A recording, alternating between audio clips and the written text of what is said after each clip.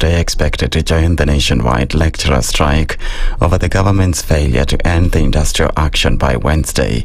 The strike, which has dragged on for more than 40 days now, has paralyzed learning in all public universities across the country, forcing some students to seek odd jobs to navigate unexpected financial difficulties as they wait to resume their studies. Meanwhile, the Dons have vowed not to return to lecture halls despite the government's offer to release 7.9 billion shillings in salary arrears dating back to 2017. WASU Secretary General Constantine Wesonga said lecturers have rejected the government's proposal to pay the arrears in 3 installments, insisting the full amount must be settled at once. He also dismissed government reports that learning has resumed in some public universities, maintaining that all academic staff remain on strike until their demands are fully met.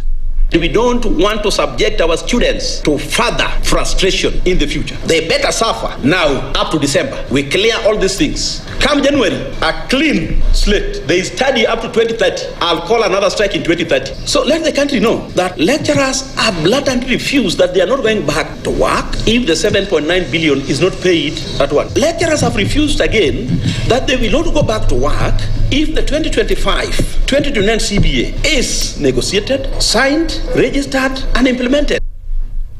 The Church and Clergy Association of Kenya has opposed the recently enacted Computer Misuse and Cybercrimes Amendment Act, describing it as punitive and oppressive.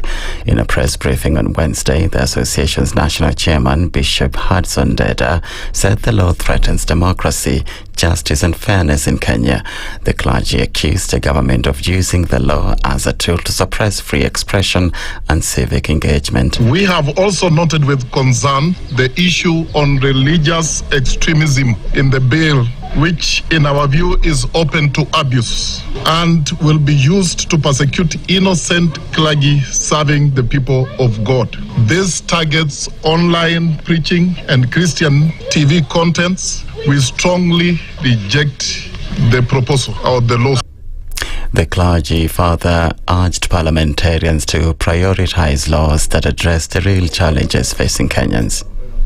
Badala ya nyinyi kushughulikia sheria ambazo zinasaidia Wakenya kama kushughulikia mambo ambayo yanahusu Wakenya sasa hivi wanaumia kwa sababu ya ekonomi na mambo kama hayo, ama mkuje na miswada ambazo zinaleta vitu kama masomo ya bure kwa watoto wetu, mnalete sheria za kugandamiza watu waliowachagua. Tunataka mjue nafasi mlio nayo katika bunge mmepewa na Wakenya na inafaa muwakilishe Wakenya.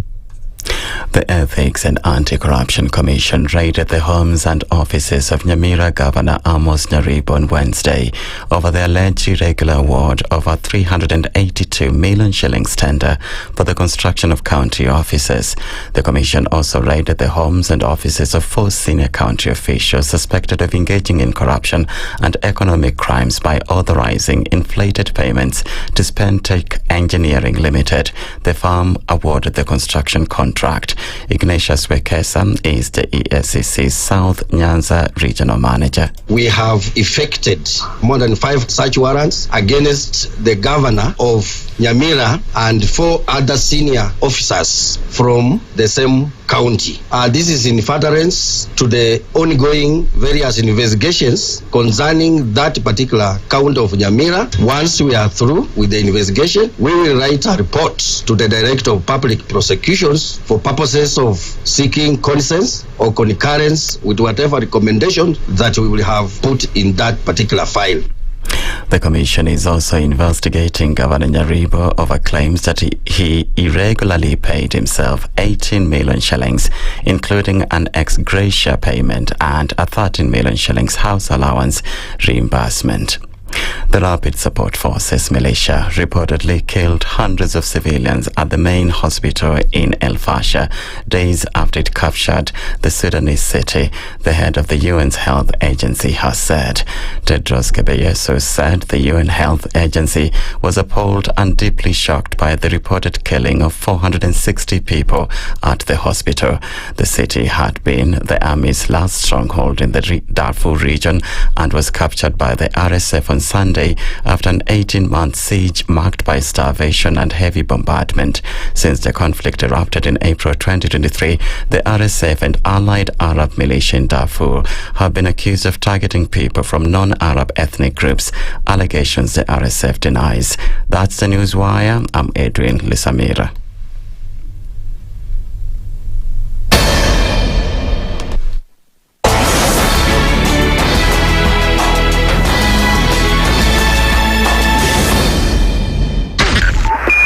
.5 SpiceFM, Kisumu. The following takes place from 6 a.m. to 10 a.m. every weekday on SpiceFM.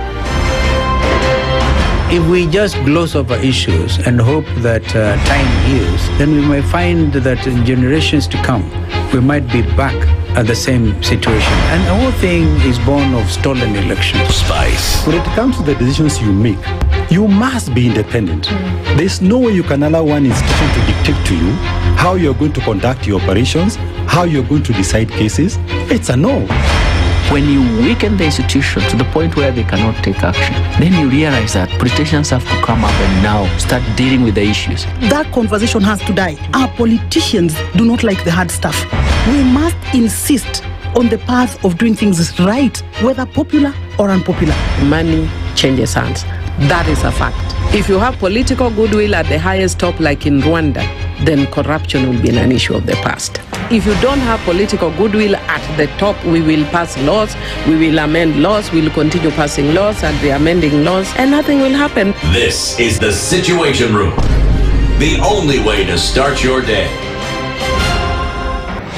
The following takes place from 6 a.m. to 10 a.m. every weekday on SpiceFM. We look at the utterances of leaders who are aligned to broad-based, who are initially in ODM. We thought they stand for something. Now they've been exposed. Because we are a third world country, we are poor.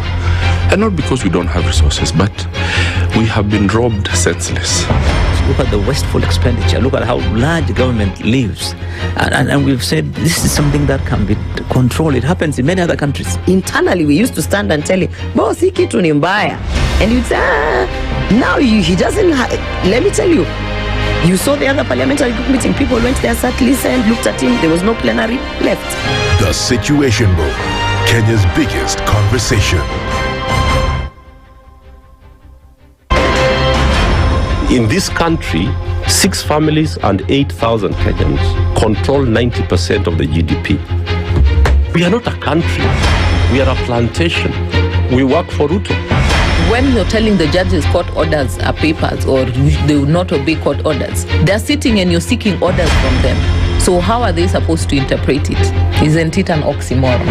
When you see a judiciary that seems to be under some control somewhere, you start questioning. We have very powerful governors, but they don't use their offices to serve the people. If you are not shameful to do what you are doing, why should we protect you? I'm human. Everybody's human. So when you're told, kuja tuongee, I mean, you'd be a fool to say, stagi kuongea. Conversations have to be had, you know? People in leadership should only go into leadership if they are ready and willing to change the lot of the people. The Situation Room, Kenya's biggest conversation. The following takes place from 6 a.m. to 10 a.m. every weekday on SpiceFM. You have land, Dennis. Okay, your own land. You use your own money to build it, and then you sell it to yourself. But we don't want foreign troops on Kenyan soil. But surely it goes a little bit deeper. This is it. If you find the tree is withering, then you call the person who is managing that tree. Come around. Why? Tell me what is Well, first of all, what's the problem? Yes, what is the problem there? How do we expect ourselves to move forward as a country? The Situation Room, Kenya's biggest conversation. One of the things that are ailing our country is negative ethnicity. You find you as a state officer, instead of thinking as a Kenyan, you think like a tribal person. Let me tell you something. The biggest problem we have had in this country is a leadership deficit. There is nothing that you are going to do in the process of change if you are not a risk taker. So So you really have to pursue your vision to a logical conclusion and even be ready to step on people's toes. When it comes to the economy, you can run away with it. They say statistics are like bikinis. They reveal a lot, but they conceal the vitals. And so government people would throw statistics at you and tell you they're revealing a lot of information to you, but it's really concealing the real vitals.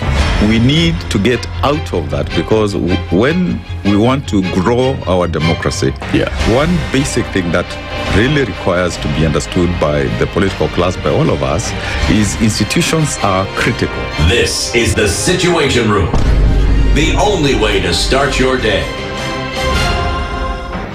The following takes place from 6 a.m. to 10 a.m. every weekday on SpiceFM. He is himself actually has admitted that he bribed members of parliament, so... he admitted that he bribed members of parliament? Well, when he said... The government. Yeah, when he said that he gave the 10 million was for what? We're always quick to point faults in somebody else before you look at your own faults as a person. If it was Kanu's day, hii amuka naye leo, ungekuwa umeenda bali sana hii. So when we must celebrate you. There are 600 million people now globally estimated to be living with diabetes in the world. So it is a major health problem. It's the largest single disease rising pandemic that we're dealing with right now. The Situation Room, Kenya's biggest conversation. Good morning, and I love your show. Thank you. Having come from a Kikuyu radio background, I migrated to Spice because of the content. I was born in a slum, but somehow I got a break in life. So sometimes when you see the sweating coming out because of the passion and whatever it is, behind the noise, there are people, and we share the same umbilical cord. It shouldn't be like that. I am so disappointed. We used to tell Honorable Raila Amolo Odinga that he's doing police of conmanship. And even President Uhuru Kenyatta, serikali hii ndio iko na conmanship ya hali ya juu. You cannot promise people that you reduce tax, then you double. In politics, there is the issue of trust. For you to turn around and then stab the same people who gave you that trust, there is no other level of dishonesty. Imabo, utaona dunia tu. The Situation Room, Kenya's biggest conversation. The following takes place from 6 a.m. to 10 a.m. every weekday on SpiceFM. Presidency is fairly interesting in the sense that it will actually take us to a new consciousness. Swali zile watu hawaulizi, na swali muuliza na shangala, ni aje kwani huku kunaendaje? 30 billion shillings annually on travel alone in public service. A Kenyan can even demonstrate every single day of his life that Ruto must go. That is the only message of his demonstration. That is his right. That bribe blinds the eyes of the wise and subverts the cause of those who are in the right. This is the Situation Room, the only way to start your day. The following takes place from 6 a.m. to 10 a.m. every weekday on SpiceFM. SRC's mandate is constitutional. It's not an advice. It's actually something you must do. Must do. Like now you abandon, of course, the narrative of Wheelbarrow, Mutua Mjengo, Mamamboga, and all those, that rosy narrative. Your expenditure is 3.3 trillion, and you're collecting only 2.5. Out of that 2.5, you're spending 1.8 trillion to service loans and so forth. That the CDF kit, it's itself a symptom of corruption. This is the Situation Room, the only way to start your day.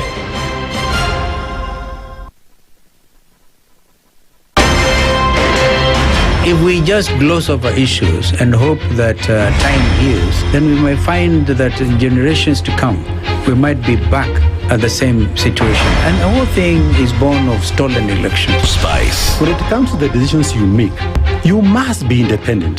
There's no way you can allow one institution to dictate to you how you're going to conduct your operations, how you're going to decide cases. It's a no. When you weaken the institution to the point where they cannot take action, then you realize that politicians have to come up and now start dealing with the issues. That conversation has to die. Our politicians do not like the hard stuff. We must insist on the path of doing things right, whether popular or unpopular. Money changes hands. That is a fact. If you have political goodwill at the highest top, like in Rwanda, then corruption will be an issue of the past.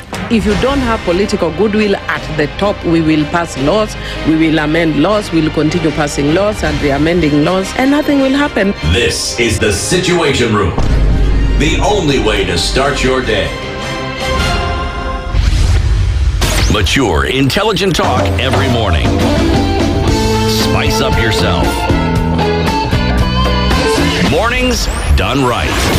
94.4 Spice FM, Nairobi. We're here. Sorry. We were trying to sort out something, but good morning. Good morning. At 6:15, this is the Situation Room.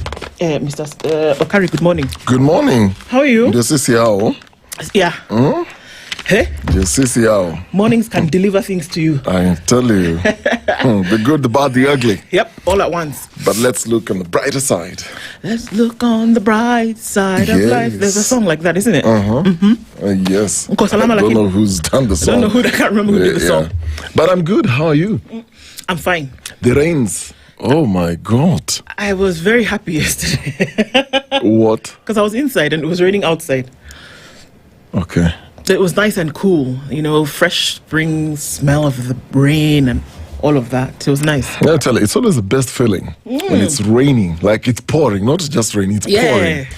Then you don't have power blackouts. Exactly. You have your power, you've got your internet, the house is warm, you've got food. So you don't need anything else. It's a good feeling. You don't need anything else. Good feeling. You have Oliver Mutukutsi playing there somewhere in the background. You said this will go on until end of November. They said, he said midday. Okay, the guy for Lower Eastlands, Easterly winds. Yeah. They said mid-November. Okay. But I don't know. Good thing is, places that have not experienced rain are now starting to experience rain. Like, I know the sides of Ukambani. Yeah. They were suffering. Lower Eastern was not getting rain at all. They were suffering. So yesterday, they started seeing, some glimmer of hope. There was rain. Though I don't know, is it planting season? No, it's not. No, it's not actually. It's not. It's not. Anyway, how this affects, the harvest normally is in December. Do you know, Kenyan seasons. I still am not able to figure out the Kenyan seasons. Since we started getting irregular patterns, everything got messed up. But what is it supposed to be? When is it the rainy season? When is it the dry season? Let me try to remember my agriculture from high school. Because I can tell you for Nigeria. Oh. Yeah. And it's regular rain? Yes, it is. You guys have no climate change issues? Climate change? Yeah. But are you like Trump? Do you believe this is something called climate change to begin with? We know that end of September into October through to February is the Harmattan season, when it's dry and dusty and windy. And then March into April is the rains begin. Okay. And the rains will take you all the way through to August. September it dries up and everything is still kind of green, and then we go again. It's 2 seasons. It's the Harmattan and the rainy season. Is that Harmattan? Harmattan. Okay. Harmattan. Okay. Great, fantastic. Let the rains continue. Oh, Mr. Seto is not here. You know why? He was working till this morning, basically. Is it not midnight? Is it not when you cross midnight? Is it not morning? He's still asleep. Yeah. Because, he was on Prime last night. And of course, it conducted an interview and so thereafter. So the man is trying to catch up on some Z's. Yes. Yep. And having taken that into consideration, let me let you know some of the conversations I'll be having today. Yes. If he is stressed out where she is, but don't worry, everything is going to be all right. Trust me, it always is. Because I keep saying, if you're at today, you've lived through the worst of your days and you've made it and you're still here. You've lived through the worst of it and you're okay. That's an interpretation to a proverb. It's an interpretation to a proverb. Yeah. Which proverb? I don't know. But I always think about it like that and think, okay, I'm having an awful time. But I say, you know what? The worst has happened in your existence so far. Yes. And you're still here. So, you know what? You'll be okay moving forward. So let me tell you the conversations that we'll be having today. So CSs have been campaigning, and particular office holders have also been campaigning. Constitutionally, the Constitution is very clear about what you can or cannot do. And so the folks at LSK, specifically Mwaura Kabata, who is the vice president of the Law Society of Kenya, took a case to court and petitioned the court to say, you know what, this has got to stop, or these fellas have got to be censured. And of course we heard Aidan Duale saying, what are you talking about? Politic, let me see who's going to come and stop me. How interesting times. So we're going to have a conversation about that at 7 o'clock. We'll do that with Mwaura Kabata as well as Professor Alfred Omenya, who is a policy and governance expert. Really, when we say politic, what does that mean? Can the what's this man called? The IG of police, can he join rallies? Can he ask people to vote in a particular direction? Can he ask support for, especially since it's an independent office? Can he do that? Can cabinet secretaries who should be in the position of implementing policy, can they actually politic? So those and are the speakers of the National Assembly. Exactly, a speaker of the National Assembly. Should they be able to do this? And is it wanton impunity if we say that they actually are? All right. So the law is very clear.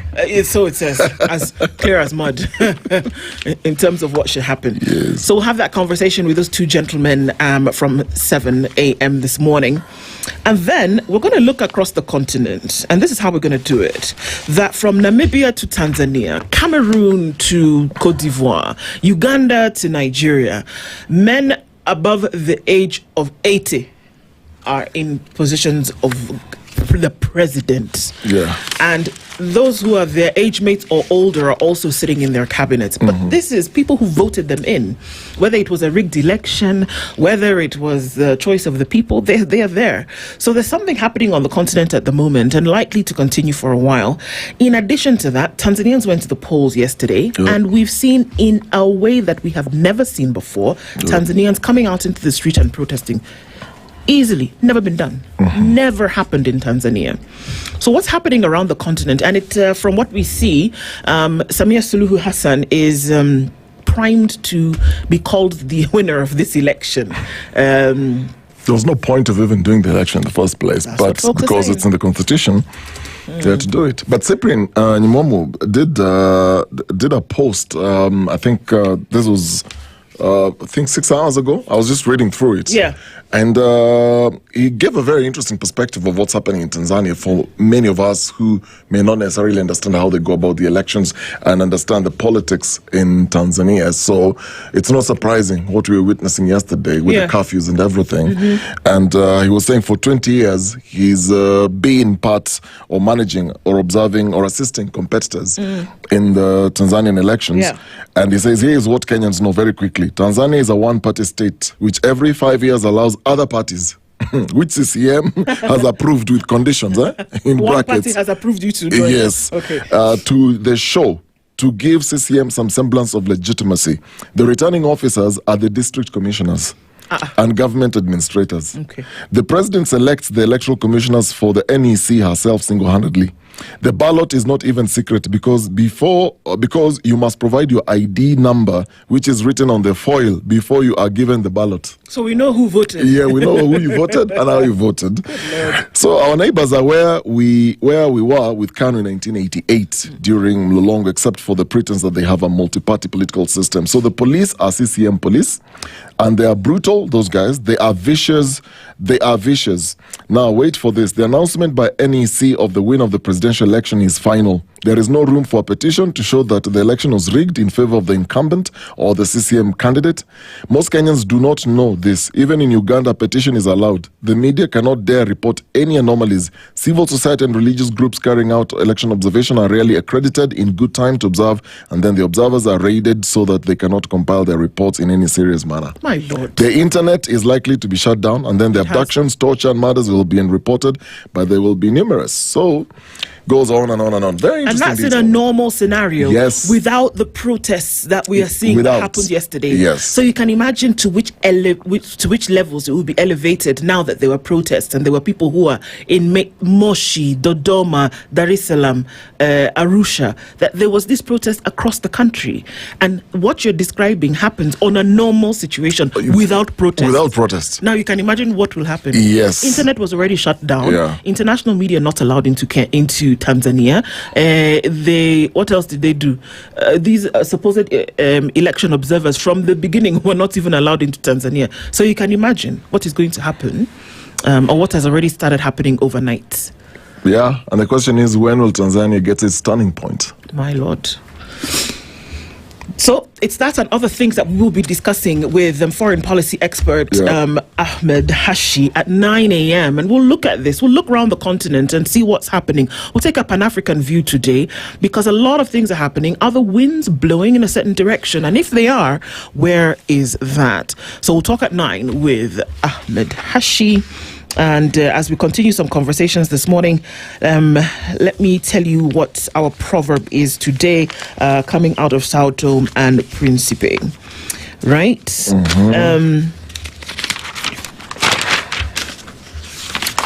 He who does not work does not eat. Laziness is not compensated. It's simple as that. It's in all the holy books. It talks about laziness, talks about hard work or working in essence. So if you are lazy, why do you want to eat? You want to eat. If you haven't worked for it, why do you think you deserve it? Must work for something at least. You must do something at the very least. Let your effort then meet opportunity, as it were. Yeah, you got to do something. You can't just sit around and expect that something is going to fall into your lap. That's for sure. Never happens in this life. There's nothing like free lunch, as they say. Okay, so tuning in this morning. Thanks, everybody, for tuning in. Our live streams are up, YouTube, Facebook, and on X, and also our audience on KTN. Just really encouraged through yesterday the number of people who then were able to get in touch and telling us that they engaged with the show. And interestingly enough, positive and negative. Yes. Positive and negative feedback is feedback. And so it helps you grow, or it helps you continue. And so it was just interesting that the number of people from a plethora of avenues getting in touch yesterday and saying whatever they needed to say, and I think it's healthy. Say it, and it's a democracy. Absolutely, and it tells me one thing: people are listening and people are watching. So we just make it, and people have opinions. Absolutely, it's a good thing. It's a very good thing. So keep it plugged here as you do every morning, and as we get into these conversations, it's always good to then have you as part of that discourse. And so let's say a quick hello to you for folks who are tuning in this morning. And we know that there's a problem with terrestrial radio here and there. Nairobi was affected, Nakuru was affected yesterday. Is it because of the rains? Not quite sure, but that is actually being worked on. So just let us know, folks, if you're able to tune in. If not, that is something that is being worked on. Sawa. Why are you laughing? I was just checking, and I've just bumped into a comment as we're talking about Tanzania. The celebrities should not flee to Kenya. If you see any Tanzanian celebrity in Kenya right now, alert us. Then somebody says, Alikiba iko Mudhurwa. Do you see, guys? Do you see people? Be polite, to your neighbors. I beg, because Auntie is already angry. Auntie is not happy with Kenya. You guys should not make it worse. Hisa Daniel is tuned in from Atiak in Uganda and says, good morning. Jambo Spice family, how are you all this blessed Thursday? Bwangi Juma, good morning, sir. Shaq Bet is also tuned in, and Robert Mbogo is tuned in from Mombasa. Rose Grace, hey, Rose, how are you? Okari Aseto Mukwaje Karibu Sana, thank you so much. Receive blessings from Menara. Thank you so much, Rose. Pan-African Kenyan tuned in from Nairobi. Sir George Gashoridi says, good morning, everybody. Time for spice and coffee. Indeed. Looking forward to a great show from a cold, dark, and gloomy Manchester in the UK. Winter is here to stay. Yes, I know. The northern western hemisphere is now getting into it proper. Things have cooled down. The snow is coming. Jimmy Munuthi says, good morning, Spice family. Thank you so much. Good morning. Peter Chiari says, good morning from Mombasa. Happiness is an inside job. Don't assign anyone that much power over your life. Amen. It's an inside job for sure. Pamela Rita Munyi, good morning. Guten Morgen, great team. The biggest morning conversation in Kenya, East Africa too. Well, we're pushing for it. Let's see. Maybe you'll tell us. We have people tuned in from most parts of East Africa and every day. And so that's a good thing. The consistency is great. I got to give it to you guys. That it's clear that people want to be involved in discourse that shapes lives, shapes communities, shapes nations, regions, and the world. So it's great. Let's see. Let's push for it, shall we? There it is. Aswan Omondi says, good morning, everybody. Watching from Nakuru. Have a blessed day to you as well. Jennifer Atenyi says, greetings. Check close. Clocking from Kikuyu Road. Good morning. Good morning, Jennifer. Hope you're well. Agola says, good morning, people. Hope mkopoa tukopoa kabisa. Daniel Ekakoro is tuning in this morning and says, please update us about our neighbors in TZ. Okay, well, the first update coming in and more to come. Rogers Nyange says, good morning from Voi in Taita. Sununi A says, good morning, good people. Jana, the airwaves didn't allow us to listen in on Matiangi. Yes, like I said, there was a problem there. When you find that there's a problem on terrestrial radio, always find us on the live streams if you can, at least in the interim. And of course, you can catch up with it later. I know there's something about it being live that's also quite interesting. But then, Christine makes sure that you're able to see those and hear those conversations later. Eric Orr says, good morning, guys. Joe Mungai says, yesterday's interview with Dr. Matiangi was out of this world. Bring other presidential contenders and limit them to providing solutions. Solutions. That's what we're looking for. Thanks, Joe, and thanks for tuning in. Karanja Njehia says, good morning, folks. Kakasa, it's been a while. Maybe you do a weekly recap session, all right, of the conversations that we have. That's not too bad of an idea, actually. That's not a bad idea, actually, a recap at the end of the week of the conversations that we had. Herbert Shisukane, good morning. Viumbi wa Kenya, good morning to you. Simon Kibiru is tuned in from Mombasa. Good morning, Situation Room roommates. Situation roommates, I like that. Another Thursday for the big conversation. All the best, Asante Sana. And Jimmy says, thank you for yesterday. Thank you so much. Robinson Gatiba says, 96.0 is still dead. All right. Like I said, that's being worked on, of course, being looked into. Agola, after Matiangi's interview yesterday, Miguno's response was fast and furious. Indeed. Ayenda Derek says, good morning from Nakuru. Hapa ni kazi tu, ingine ni jaba. Tindeo. David Mangera says, good morning. Wapi Oga Seto. He's taking a few Z's as he worked until midnight. Daudi Lubale says, good morning. He, great one. He's our waymaker, a miracle worker, and our light in the darkness. Indeed, that is who he is. Peter Muthia. Peter Muthia said Tanzania is half term. Look, Peter, I don't want to get in trouble this morning. Dr. Venvik says, good morning. Where ile baridi iko Mombasa? So now, if you say Mombasa is cold,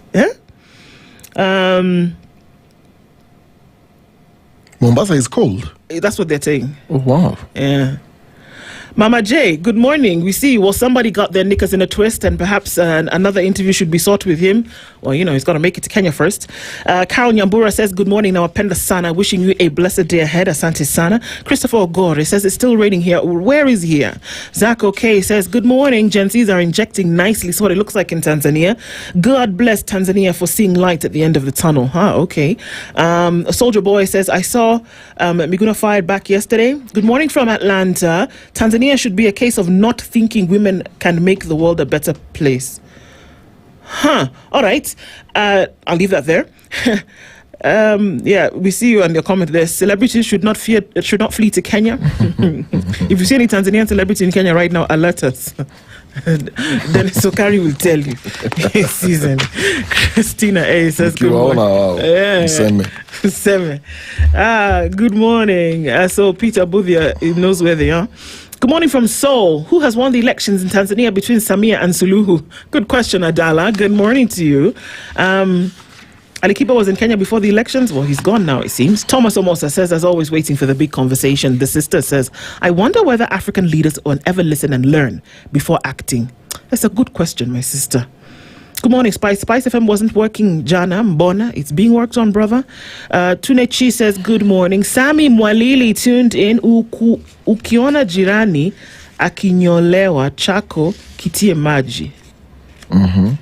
It's a proverb that. What does it mean? What does it mean?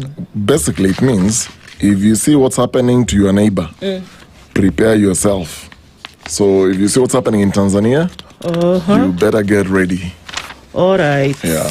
Okay, get ready. Yeah, okay. Get ready. Prepare yourself. Okay. If you see. You get it. I get. Yes. I'm there with you. Yeah, Agucho Ogembo says good morning and tuned in. Peter Bodia is asking, is it true that Idi Amin Mama has flown out? Don't know. Frieza Otoke says good morning, Spice FM, tuned in from Dubai. Richard Kasmir tuned in. Auntie will be fine. Imagine she'll be fine. She'll just be okay. Stella Ndinda says good morning, Ndu and Janice. Sheila Masasabi is tuned in this morning. Always a pleasure to tune in. The best way to start your morning, kabisa. My princess, good morning. Mefika Karibu Sana, my brother. Virally Clip says good morning, love from Tanzania. Are you okay? Good morning from Tanzania. Good morning to you. Christopher, you said you're in Maseno. Bas. Sarah Kilonzo, good morning, guys. Wait. TZ was good students. All right. Washo Gatoto says, good morning, Ndu and the boys. I love that band name. Here an awesome Thursday. Well, good morning to you. Owen Angalo says, good morning. Bring Kalonzo to the show. All right. We will do that. We're working on it. TVE is working night and day to make that happen. So, no. All right. This is where we are. This is what we're doing. And we're going to continue with it. We're going to look into the headlines because they're interesting ones, of course, and seeing what's happening over time. And I'll start in Kenya's bold newspaper, The Standard. The headline is Defying Suluhu. Tanzania is on edge as violent protests erupt across major cities with hundreds of angry youth defying police to denounce what they call a sham election. President Samia Suluhu Hassan is coasting to victory after sidelining opposition leaders and tightening her grip on power. Roads are burning, the internet is throttled, and public transport has ground to a halt in an unprecedented show of defiance. She said, you want to bring me stress? Lock the thing down. Shut down the roads, shut down the digital superhighway. Nobody's coming in, nobody's getting out. We're going to have this election, come what may. Tanzanian youth said, okay, fine. Let's show you also that we're not happy. And you're going to have to listen to us at some point. Is it? All right. We'll look into the details of that story. MPs told of looming exams crisis as NEC battles funding shortfall. I'm already tired and I've not even read the subs. That's the headline. We'll look into that story in a bit because if there's a funding shortfall, and just the other day, Migos or Gamba told us, which one? Capitation Metumwa. Yeah, third term. You know, you had balance of first term and second term. Yikes. He's also said, meanwhile, that there are floods and we'll ensure that all candidates sit exams, whether there are floods or not. Sawa. So that's what he said yesterday. Outrage mounts over state silence on missing activists. In case you were wondering, Bob Njagi and Nicholas Oyo have still not been found. They've not been presented anywhere. And the silence is now deafening. It's DEFCON 1000. Kenyan leaders, Ghana's Akufo-Addo, hail Raila as a true patriot. And a GSU officer that had become part of the Shakahola cult, dead, now presented to his family members. Now, this is a story that will be the basis of our conversation at 9 o'clock. Rising intolerance is a worrying trend across East Africa. It's a story that was penned in The Standard by Brian Otieno. But like I said, the winds seem to be blowing in a certain direction. And those who don't take heed as to what is happening to their neighbors might also be visited. I mean, what did you say? Something like that. Yeah. All right. So those are some of the things that we're looking at.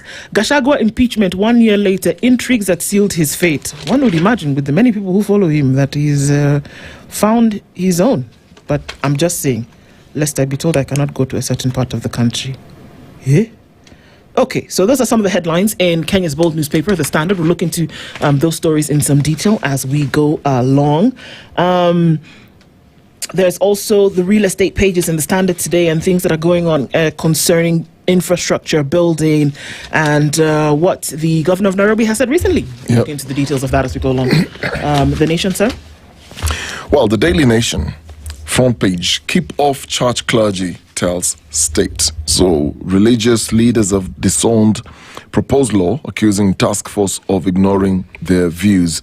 So the row is furious. Christian leaders have rejected proposals contained in a draft policy and bill as an attempt by the state to curtail religious freedoms. But the government says the move seeks to combat extremism and curb the rampant abuse of the faithful. That story is, of course, both Muslim and Christian leaders who have come out to reject the contents of the draft policy and bill. accusing the government of attempting to curtail religious freedoms. That's the headline. Then we have a picture there of an injured man who's been carried away following protests in Tanzania yesterday during the conduct of the country's elections. Police battled pockets of violent protest in the commercial capital Dar es Salaam, even as authorities imposed internet restrictions and a curfew to curb a wave of chaos on voting day. So police order curfew after protest hit Tanzania poll. Then there's a story there. The bottom why secondary school teachers will not invigilate KCSE exams in a bid to curb malpractices.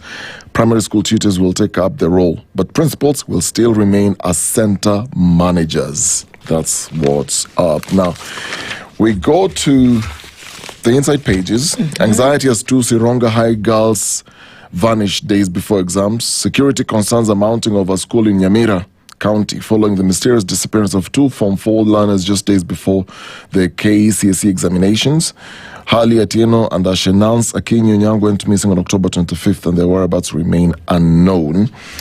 There's a King of Shakahola victims finally begin burials after 2 years wait. Same story that you'd read earlier. Nakada confiscates 5.28 million fake alcohol. So Nakada has impounded counterfeit alcohol worth 5.28 million in an operation in Kitengela town, Kajiado County. What Kite? Now what? Yeah? They found what? They found illicit alcohol or fake alcohol or counterfeit alcohol. So the haul included 528 boxes branded as various popular spirit brands, 230 boxes of another vodka brand, 107 of another brandy, whatever, and so on and so forth. So let's go to other stories. Kenya is getting a road deal in EAC. Speaking of the spirit of the East Africa community. So, regional bloc is accused of turning into an unholy alliance that suppresses human rights. Now, Kenyan MPs have delivered a very harsh verdict on the operations of the East African community, saying the regional bloc is not living up to the expectations envisioned by the founding presidents. We spoke about these yesterday. So the lawmakers noted that the bloc has in recent years been driven by personal interests, with member states operating individually rather than a unified regional entity. While debating the report of the Committee on Regional Integration on its consideration of reports of the East Africa Legislative Assembly, oh, that's a mouthful. It is. I was going to say, have the reports of the what, of the who, of the what? Where? Government lingo. So the committee chaired by nominated MP Irene Mayaka met officials from the State Department. So according to the lawmakers, although Kenya has consistently met its financial obligations, you know there's been an issue of payment. So each member state is supposed to put some money into the kitty. Kenya has consistently met its financial obligations. Contributions from other countries such as the DR Congo, which joined in 2022, have yet to be remitted for previous years. Previous years? Yes. Wow, okay. So there is that. So there is no commitment in terms of how much money are you going to be putting into the kitty, and we're still calling ourselves a community. And MPs want presidents of these member states to uphold the true spirit of the community as envisioned by its founders. That's so good on paper. Shock as 17 pregnant grade 6 candidates at Nyamweya Hospital. Where? 17 candidates undertook their KEPSEA at Nyambene Level 5 Hospital in Meru County after giving birth. So remember we had the deputy governor of Meru County. Yes. And there was that report that was showing a lot of girls in the thousands. Yes, and it's a very, very concerning trend in Meru County. And so this again gives you that picture. So the high number of grade 6 teenage mothers has jolted stakeholders, even as Meru continues to rank among the leading counties with high teenage pregnancy rates and sexual and gender-based violence. So according to Nyambene Level 4 Hospital Medical Superintendent Dr. Githu Wachira, 49% of mothers who delivered at the facility in September were teenagers. My goodness. 49% of mothers are teenagers. And that 17 of them are sitting for in this exam now, yes, in hospital after giving birth. With not another medical issue, but pregnancy. No, pregnancy. To deliver. Yes. And teen mothers under the age of 17, teen mothers under the age of 17 accounted for 70% of all delivery complications recorded at the hospital during the same period. crazy. There's a big problem here. There is. A very, very big problem. There is. Nelson Harvey set to get 5 million payout over illegal arrest. We had him here the other day. Oh, they arrested him some time ago. Yeah. You remember he said he can't go to Uganda or Tanzania unless either both presidents either die or they're removed out of power. Yeah. And my final story here, Oburu to Ruto. To rejoin ODM, these are the rules. To rejoin ODM, where? Well, see, there's been this conversation of welcoming the welcome proposals. Yeah. If President William Ruto wants to rejoin the outfit, there will be conditions. He was a former ODM member. He's now in he UDA. was. Yeah. So Dr. Oginga Oburu also urged the old guard to respectfully cede control of the party to the youthful leaders who spent many years around former Prime Minister Raila Odinga as students in politics. So Dr. Oginga said that should Dr. Ruto drop his UDA party in favor of ODM, he would not automatically become the presidential flag bearer. So according to the ODM leader, the president would have to compete for the position just like other qualified candidates who express interest in it. Wow. All right. Let me look on the star before I go into this education story, because I want to delay how I will annoy you. On the front page of the Star, USA report links Kenyan officials to global human trafficking ring. Okay. So, Oburu, again, like you said, my mission in ODM after Raila's exit, of course, he detailed what that would be. There is SS Hassan, who is the president of Tanzania, incumbent. She's showing that she voted. And it was interesting, those pictures that we saw. She stood in line, very demurred, very humble, stood in line and waited for the people in front of her to cast their vote, and then she went and did the same. It's always I wonder who she voted for. It's always interesting how towards the election, presidential candidates always become very humble. Yeah. They will eat in joints where the normal ordinary people will eat. Eat maize on the side of the road. They are queuing up to go vote. Chapati so well Madondo choreographed. Chapati Dondo. You will see next year, 2026, 2027, you'll start seeing people flocking Bama. They will go and start washing the Kenyatta public market. washrooms. They'll start washing. Or going to Kenyatta market and eating with the locals there. Yeah. Ugali na kanyama choma na guacamole.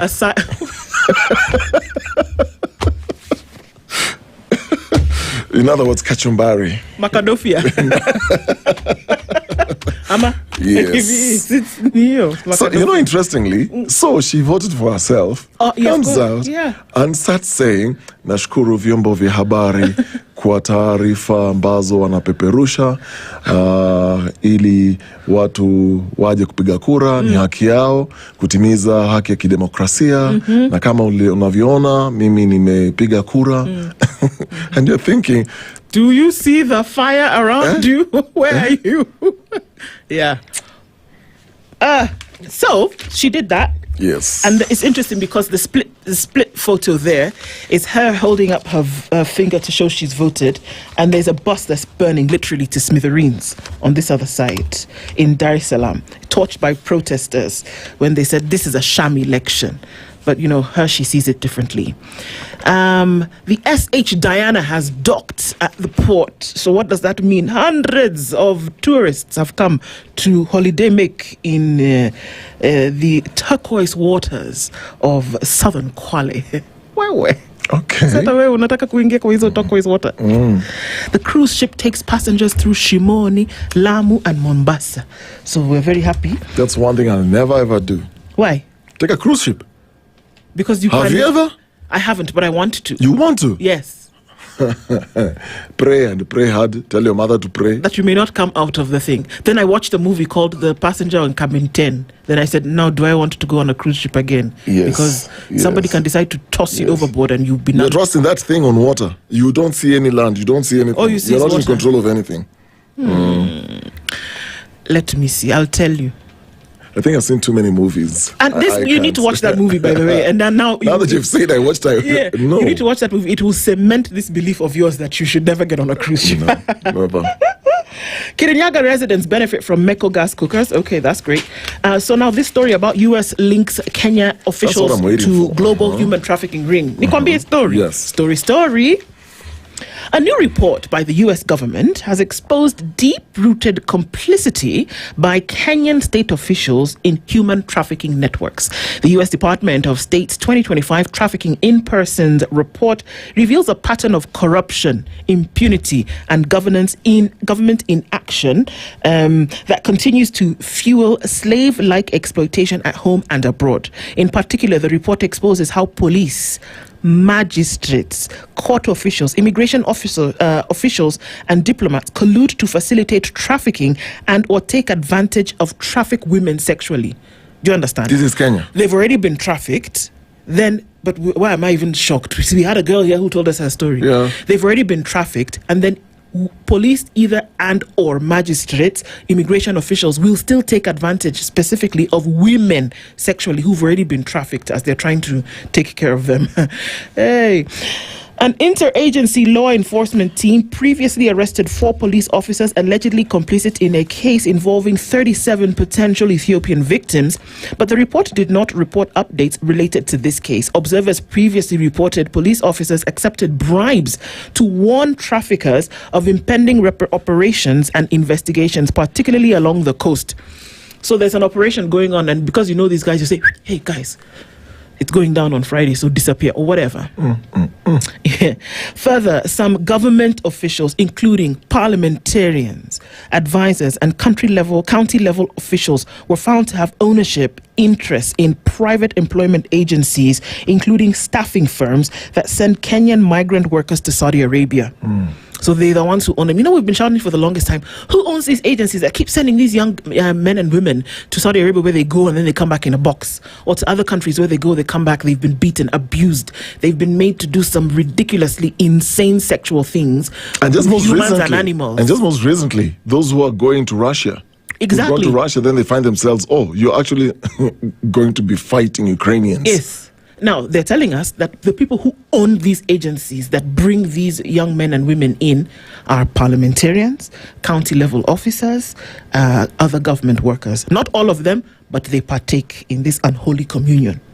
Such arrangements create potential conflicts of interest, since those charged with regulating recruitment often have financial interests and the very agencies accused of exploitation.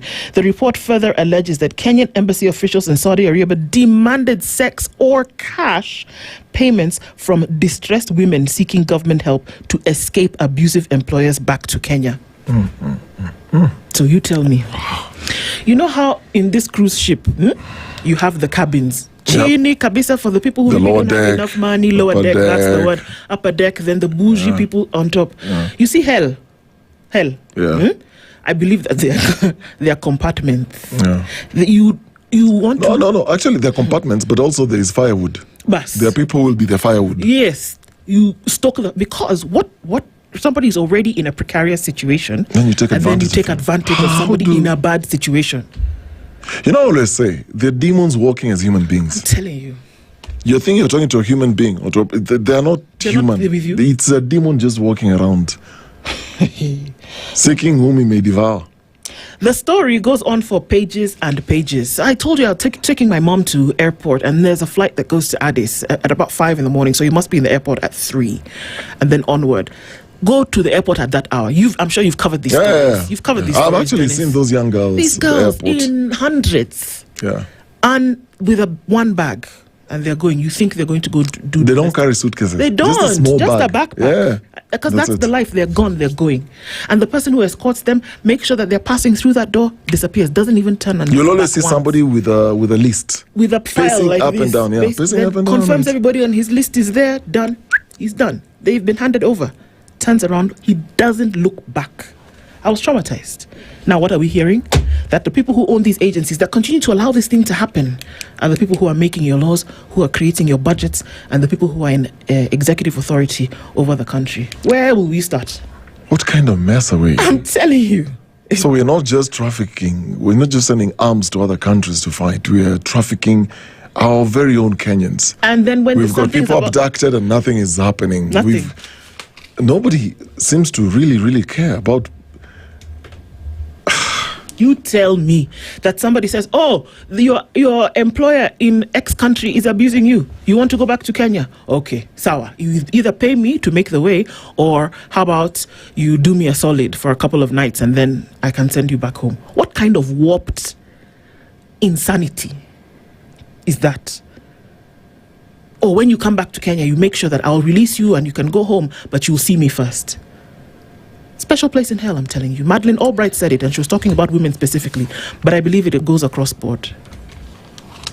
Telling you that's what we're dealing with here. So when you start to say we want to be first world, there are many, many fundamental issues that need to be dealt with. Many, many. It's for crying. Now, that's not the one I was going to use to annoy you.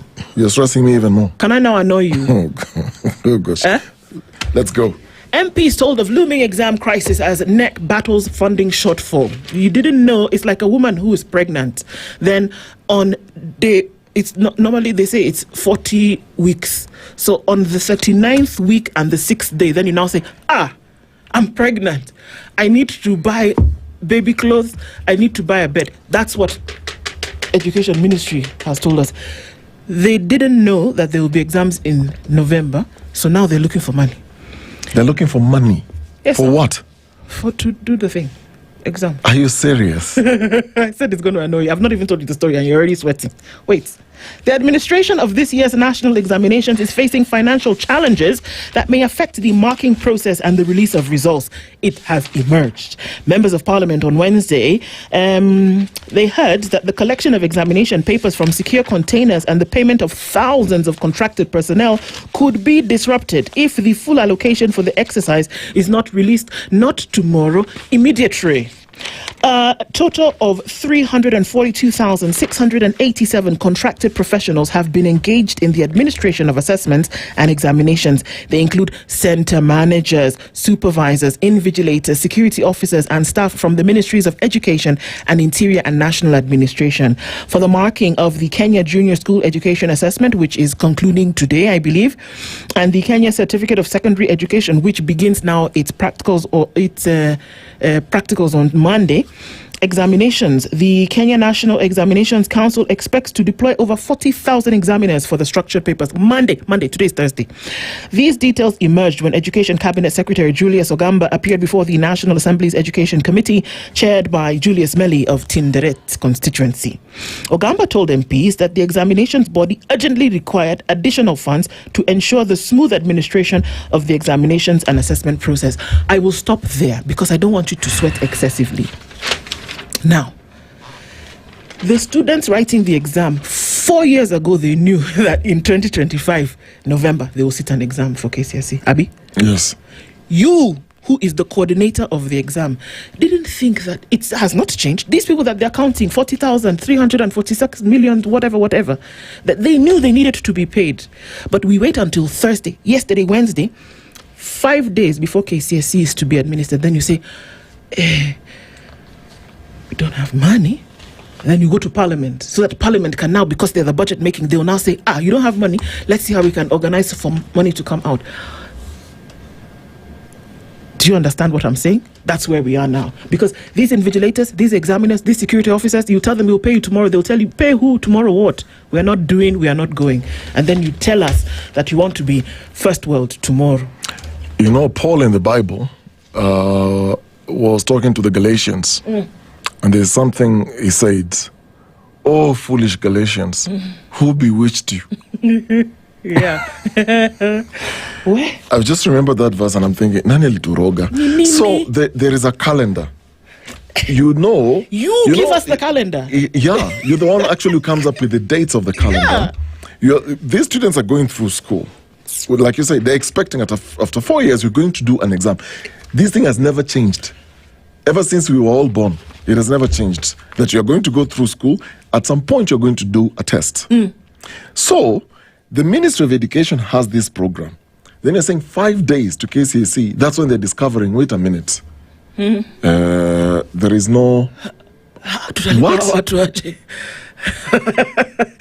I told you you'd be annoyed. I was saving it for last. You know, this is a national crisis. Then you want to say we're going to be like Singapore tomorrow. It's a crisis. You know, I saw the Senate yesterday. There was some sitting. It was virtually empty.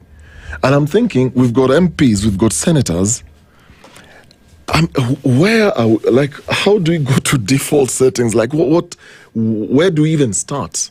Because you think of the destruction to the children, what you're doing to this generation, and you're thinking in the next 2-3, when you're not here, because they're generational thinkers and they're generational leaders, where you're sitting and thinking 40 years from today, 50 years from today, 100 years from today. Now, we can't even think 1 year from today, 5 days from today. We can't even think.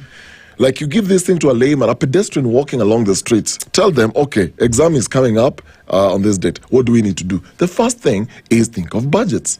So what's the deficit again? We have not even gone to deficit in terms of money. Just take it like this, that there are 340,000 odd folks who need to be around the country invigilating, exam managers, security officers, the runners around for those papers. Because you remember, the invigilator is not there, the examiner is not there, the marking of the papers, if you don't pay them, they will not mark. And then all the parents are sitting there at the end of December and they're waiting for the results, and they're going to be delayed because markers have not been paid, so they will not mark. Do you understand? So you just have this roller coaster of issues over and over again. It's annoying. Aneurysm is about to burst. And in the same presentation, they're just talking about trying to use drones in the future to cut costs.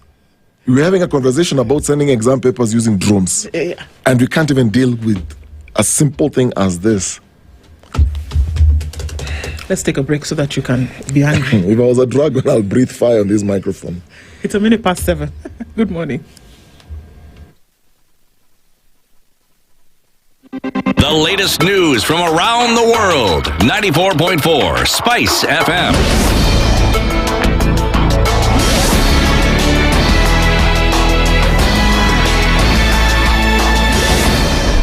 Good morning. This is the Newswire. I'm Edwin Lisamira.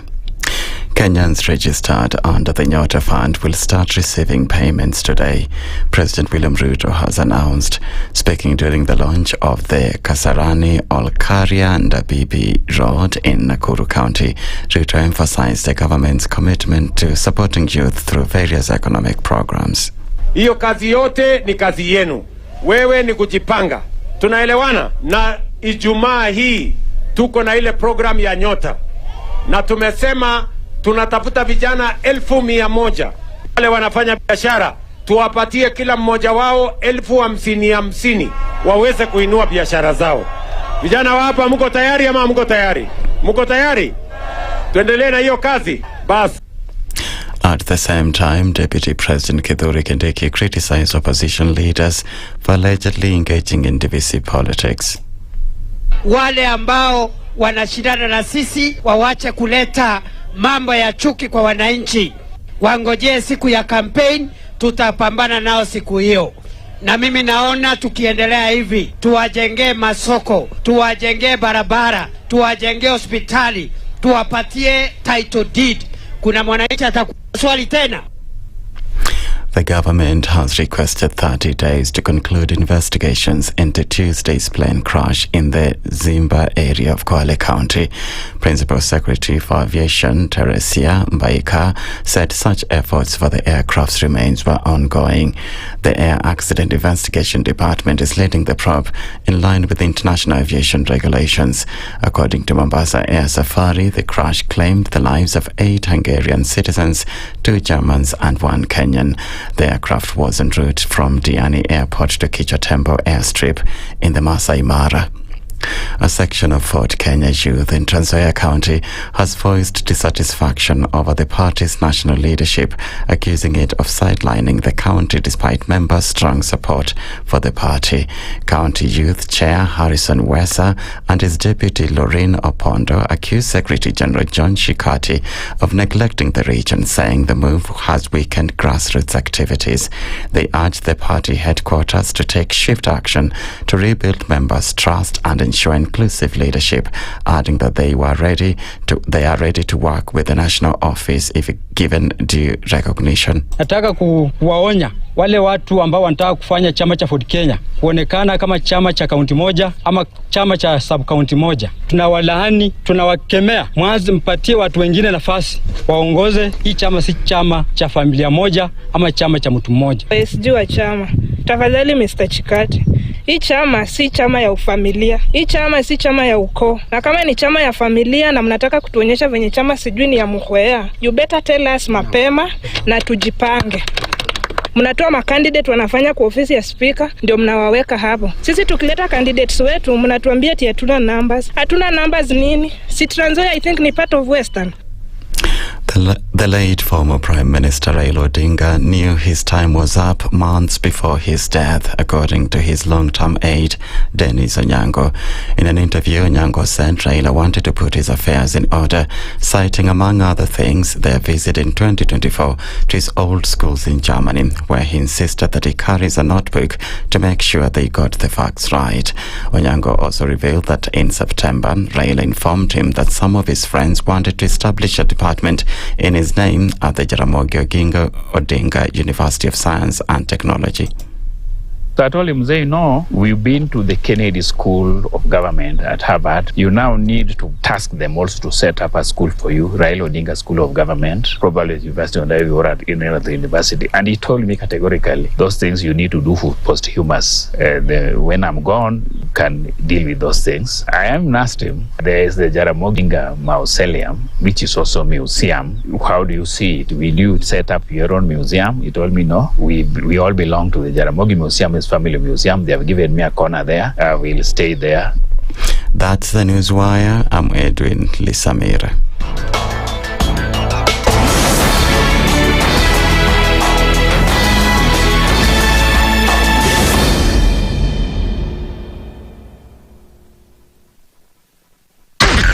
SpiceFM, Nakuru. In this country, 6 families and 8,000 Kenyans control 90% of the GDP. We are not a country. We are a plantation. We work for Ruto. When you're telling the judges court orders are papers or they will not obey court orders, they're sitting and you're seeking orders from them. So how are they supposed to interpret it? Isn't it an oxymoron? When you see a judiciary that seems to be under some control somewhere, you start questioning. We have very powerful governors, but they don't use their offices to serve the people. If you are not shameful to do what you are doing, why should we protect you? I'm human. Everybody's human. So when you're told, kuja tuongee, I mean, you'd be a fool to say, stagi kuongea. Conversations have to be had, you know? People in leadership should only go into leadership if they are ready and willing to change the lot of the people. The Situation Room, Kenya's biggest conversation. One of the things that are ailing our country is negative ethnicity. You find you as a state officer, instead of thinking as a Kenyan, you think like a tribal person. Let me tell you something. The biggest problem we have had in this country is a leadership deficit. There is nothing that you are going to do in the process of change if you are not a risk taker. So you really have to pursue your vision to a logical conclusion and even be ready to step on people's toes. When it comes to the economy, you can run away with it. They say statistics are like bikinis. They reveal a lot, but they conceal the vitals. And so government people would throw statistics at you and tell you they're revealing a lot of information to you, but it's really concealing the real vitals. We need to get out of that, because when we want to grow our democracy, one basic thing that really requires to be understood by the political class, by all of us, is institutions are critical.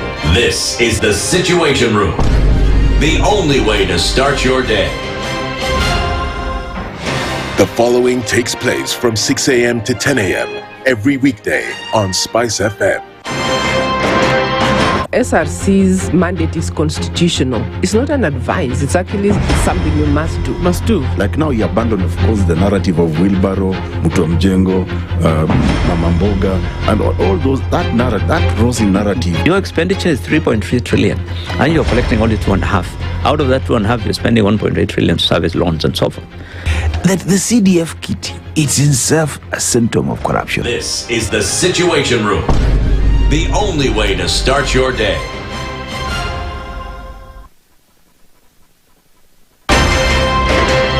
If we just gloss over issues and hope that time heals, then we might find that in generations to come, we might be back at the same situation. And the whole thing is born of stolen elections. Spice. When it comes to the decisions you make, you must be independent. There's no way you can allow one institution to dictate to you how you're going to conduct your operations, how you're going to decide cases. It's a no. When you weaken the institution to the point where they cannot take action, then you realize that politicians have to come up and now start dealing with the issues. That conversation has to die. Our politicians do not like the hard stuff. We must insist on the path of doing things right, whether popular or unpopular. Money changes hands. That is a fact. If you have political goodwill at the highest top, like in Rwanda, then corruption will be an issue of the past. If you don't have political goodwill at the top, we will pass laws, we will amend laws, we will continue passing laws and re-amending laws, and nothing will happen. This is the Situation Room, the only way to start your day. Mature, intelligent talk every morning. Spice up yourself.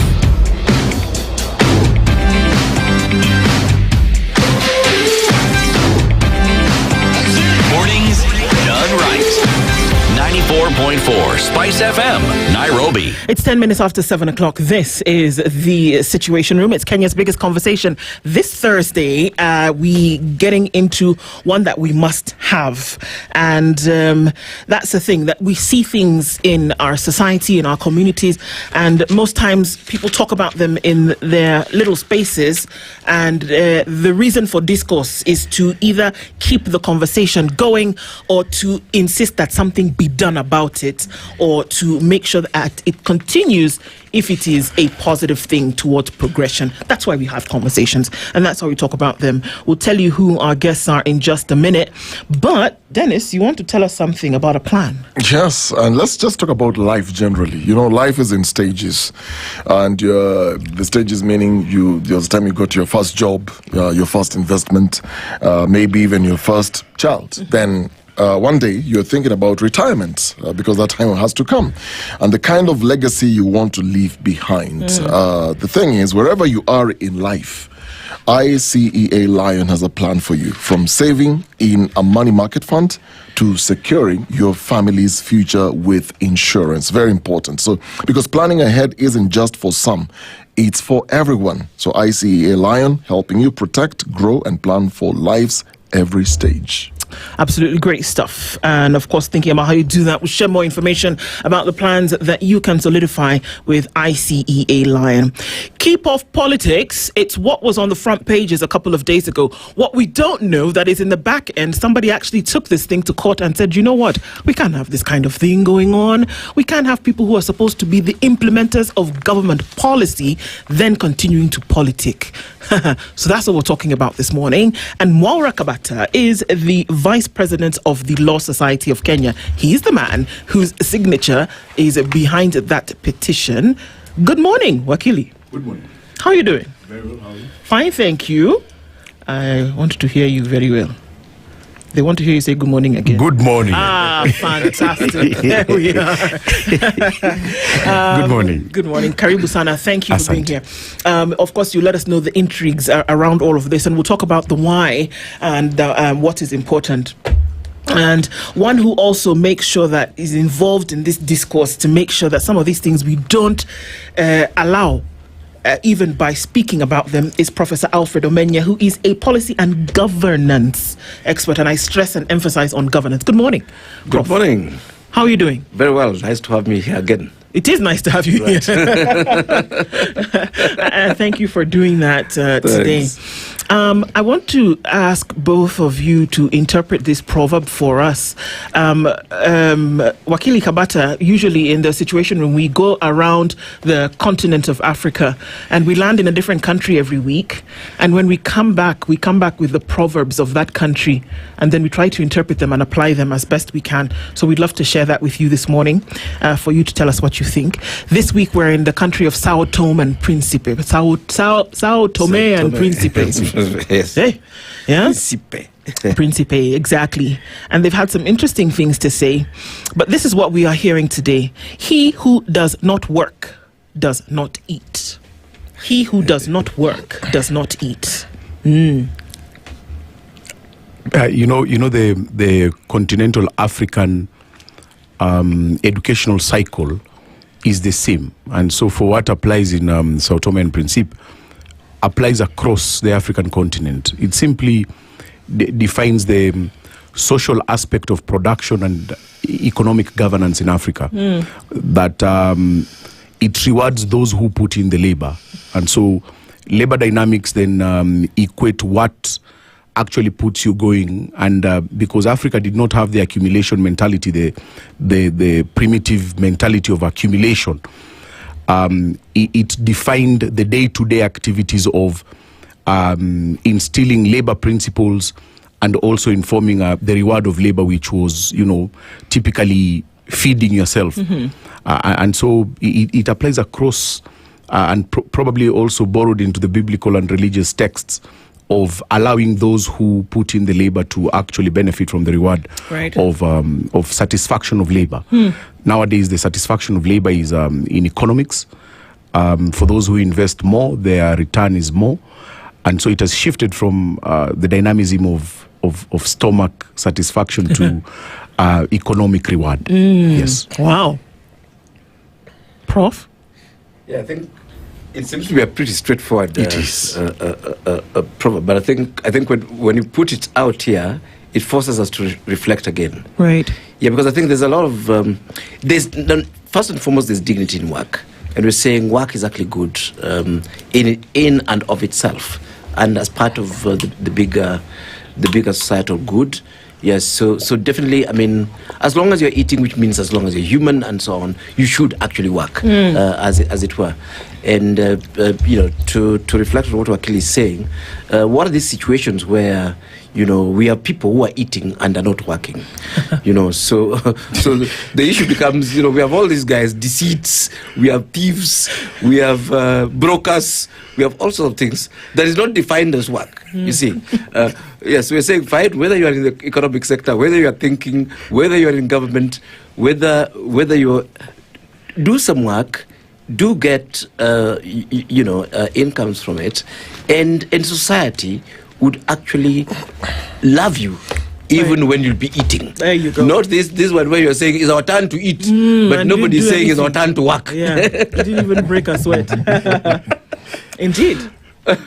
Okay, so we've taken issue with independent officers as well as appointed officers who then go ahead and begin politicking. They're in broad daylight having done this, whether we're talking about the IG of police, whether we're talking about cabinet secretaries, have taken a position when it comes to the politics of the day. Bwana VP, you have an issue with this and you took it to court. What's the problem? Yes. We sat back after the Inspector General of Police, Mr. Douglas Kanja, went to a political rally hosted by the president in Njeri. For obvious reasons, he did not wear his police outfit and he was in civilian, but you are not the Inspector General of Police when you wear the outfit. You are an Inspector General of Police when the commission is given to you to act under such capacity.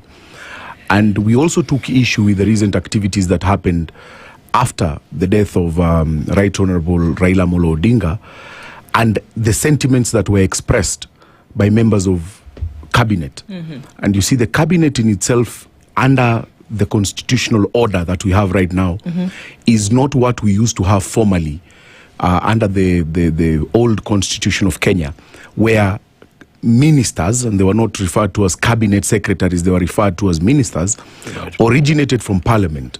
Meaning that they would naturally be politicians. They will be elected into the constituent level and act as members of parliament, but once elected as members of parliament, will then move on and be nominated as ministers by the president with the approval of parliament, which was fine under that time.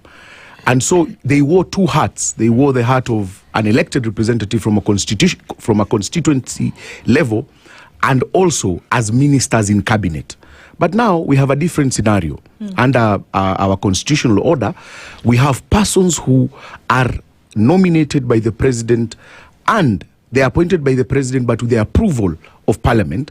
They are not supposed to be politicians. And if they are politicians, then they ought to abide by the constitutional guarantees from Article 2, Article 4, Article 10, Article 75 on good order, so that they don't have a conflict of interest in two things. One, in their private professional life as cabinet secretaries, as well as their public life.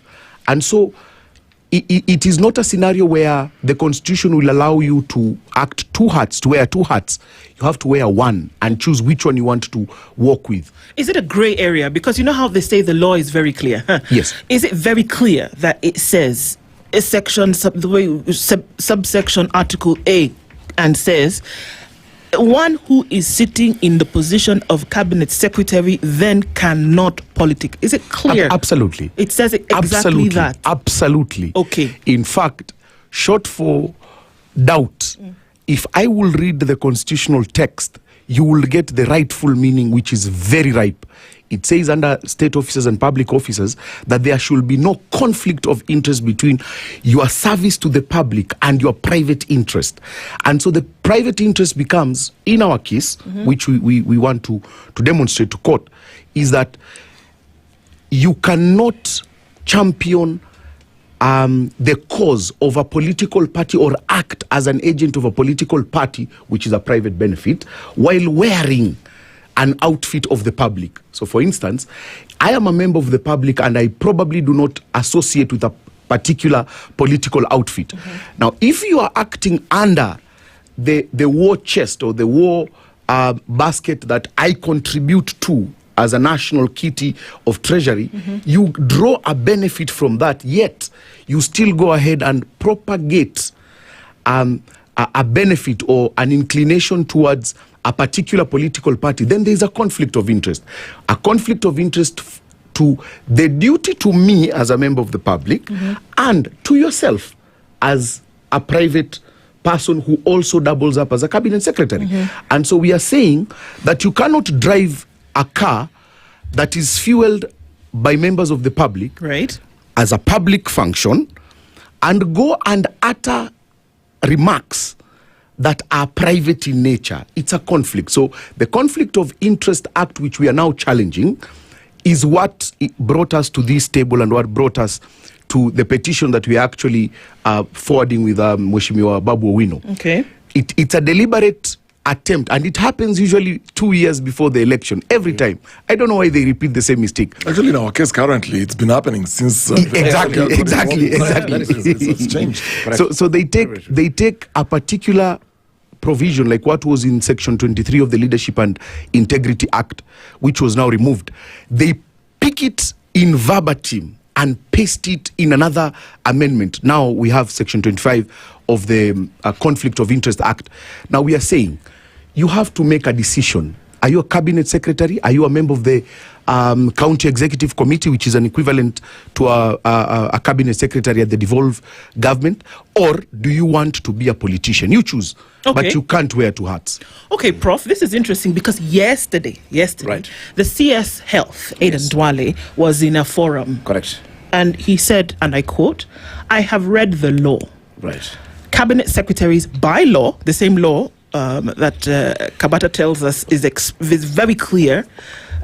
We are politicians and we will politic." So he says he's read the law. Cabinet secretaries, by law, we are politicians by law, the same law, and we will politic. He said, "Do I understand it very clearly? So how do you stop us from doing that, Prof?"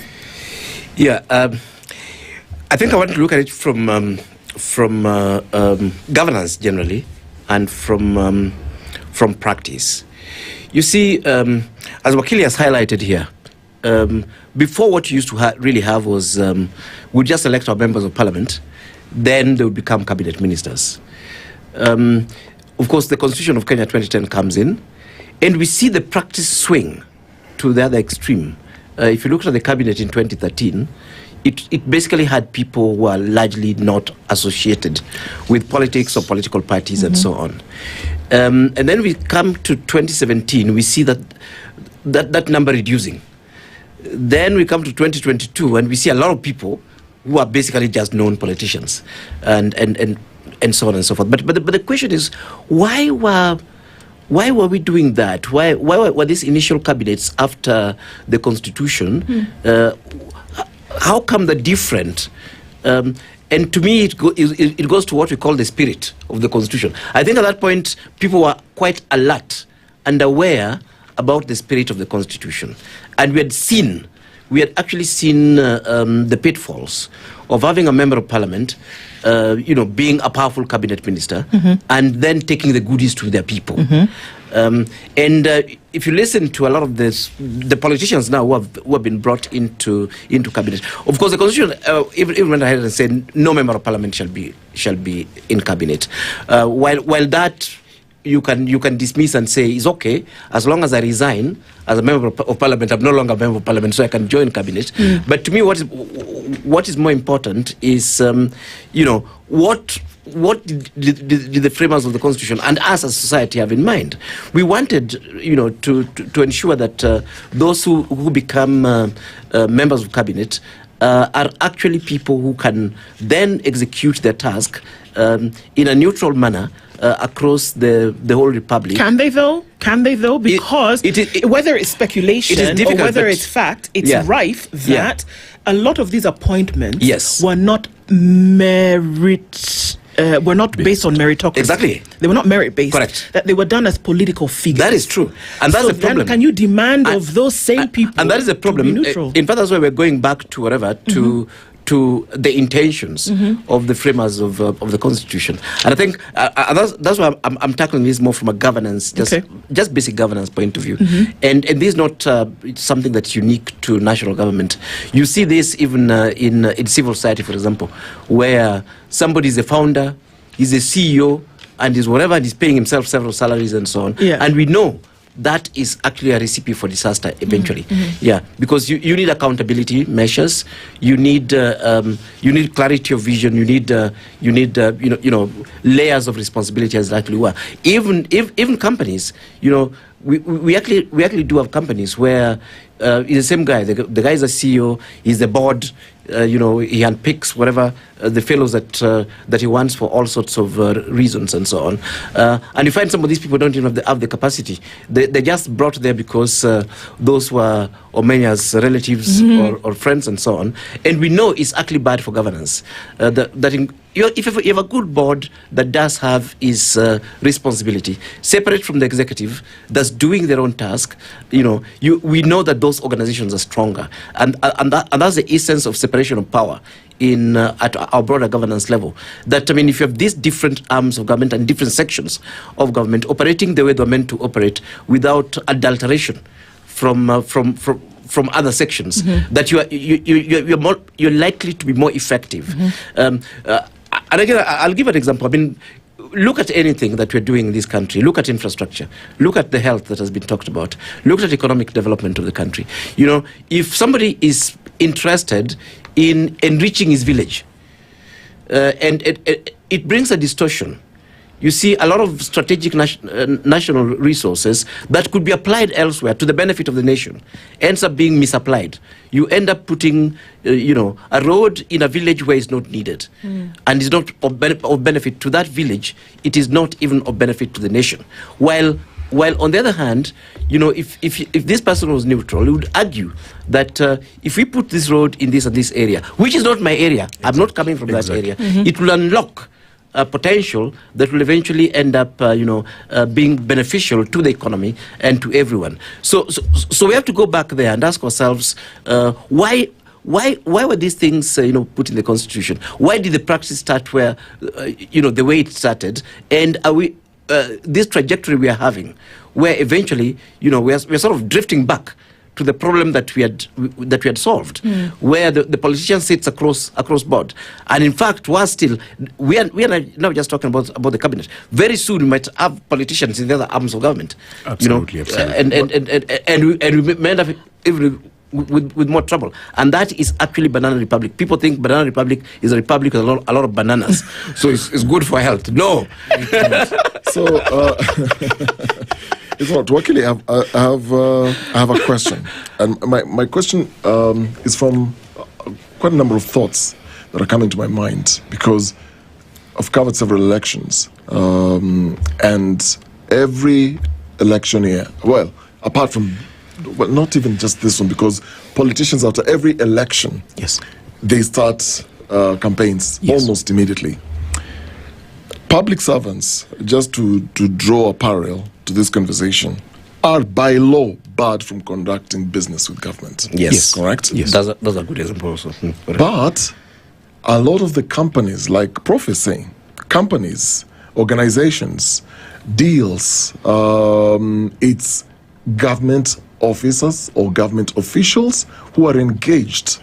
And if not directly, it's through proxies, which is a known fact. We've had situations where we've investigated stories where you try to follow the trail to find who are the directors of a particular company, and you find, okay, you may not get the name of the government official directly, but you find either their sister or their brother or their relative. And you know, we're in this country, we're in Kenya. We know the patterns. If this is happening in that space, when now it comes to politics, like what Andu just read, this is a cabinet secretary saying, I have read the law and I'm a politician. And he's saying, it's almost, the attitude is mtadu. Exactly. So my question then is this the first time this matter is going to court? Because I've heard this time and time again. And why do we even bother talking about it so much? Because these people don't care. They know what the law is saying, but they'll still not care. Is this the first time it's going to court? In fact, it's not the first time it's going to court. This matter has found its way in the Supreme Court in Raila Amolo Odinga Petition 2. This was in 2017. If you read that decision, you will realize that the Supreme Court avoided to make a determination on that issue, that particular issue. In fact, it was a copy-paste of what is currently being before court that we are challenging, in its exact words. No full stop added, no comma reduced. The same words. The Supreme Court said that the petitioners had raised it while in submission of their pleadings. It was not pleaded in the first place to allow the other side to, make a comeback to it. But the Supreme Court went ahead to say that it should be determined in another forum to its conclusion, and that's what we are doing. In fact, the Supreme Court gave us a silver lining to proceed and challenge whatever provision was presently there, which is currently in Section 25 of the Conflict of Interest Act. Hang on, Wakili. Yes. This is the Supreme Court. Yes. And my understanding is the role then is to interpret, and make a determination, ruling on what is before the courts. Yes. Why was that not concluded? Why was it necessary to hear this other party? Well, the idea is to interpret what is in the law. What the Supreme Court was saying back then was that, in fact, for avoidance of doubt, just let me read it for you. What it says it says, the Supreme Court said that the rule of the thumb has always been that parties must be bound by their pleadings, and especially in a case such as this, where the petitioner is asking the court to address its mind to the possible unconstitutionality of the legal provision. For proper consideration, therefore, and especially in order to do justice to both parties and the greater public interest, we cannot afford to lock our eyes to the disadvantage placed upon the third respondent, especially who had no benefit to bring his thoughts into this cause. Finally, the Supreme Court says, in the circumstances, we are unable to find that Section 23 is unconstitutional. Let the matter be addressed in the right proceedings, in the right circumstances. The right proceedings are in the current petition that we have filed with Honorable Babu Owino, and the circumstances are now ripe. Let me say this. It will be foolhardy and I discourage anyone to believe what a person of the caliber of Adan Duale, Minister for Cabinet Secretary for Health, is saying. I mean, you cannot wear two hats at the same time and purport to speak the gospel truth. One, this is a person who went before a house of representatives, and I don't know where this bravado and arrogance is coming from, that you can say whatever you want to say before a house of representatives. The same person is asking you, a person who has no, and I'm sorry to put it this way, a person who is missing both upper limbs is purporting to be ambidextrous. I mean, it's so ridiculous to try and even give it a thought that someone of his caliber would be advising, you know. In fact, China, I saw it somewhere in China. China is now currently proposing an amendment to its law that non-experts cannot comment on expert opinion. You cannot, because you are misleading. You cannot say that the law says, the Constitution says at Article 25, at Article 75, that a state officer shall behave, whether in public and official life, in private life. Are you seeing how it's saying? It's even in your house with your wife and your husband, or in association with other persons, in a manner that avoids one, any conflict of interest between personal interest and the public or official duties. By him even uttering those remarks, it actually means he has a private interest. Correct. So that's why we are in court. We are saying, for instance, in the media industry, which is so successful, why aren't we having professional, successful stories leading us in governance in the media sector, in the ICT? We say that those who have proven a track record of efficiency and are instrumental in the success of certain sectors, then must be the ones who run the country sectoral governance issues. You will never find the CEO of giant telecos as politicians, for heaven's sake, and those are success stories. Why are we saying that health should be under the docket of a person who cannot see left or right, white or black, red or green? I mean, it is ridiculous to assume that you will have a change of story when you are using the same manuscript. You will just end up with the same result. That's the ridiculous cycle that we are moving on to. And if we are successful in our petition, we will now be moving to have them removed as cabinet secretaries, because those offices, those state offices, they are run by public resources. Public resources which are now turning out to be extremely scarce. The government should channel its resources to issues that impact members of the public. Aren't we dealing with a deeper issue, Prof? Because, you know, the way they said, the law is very clear. These people, they know and understand the law. Yes. They have advisors who will tell them, you can't say this, or you cannot be a participant of this because of ABCD. But they will choose to do whatever they want. It's the attitude that we see cutting across different members of the executive. And it's been a trend where you can have PSs coming to a political rally and making statements. Okay, these are government officials. We've seen this time and time and time again. My question here is, assuming that the petition is successful, like they were saying, what happens next?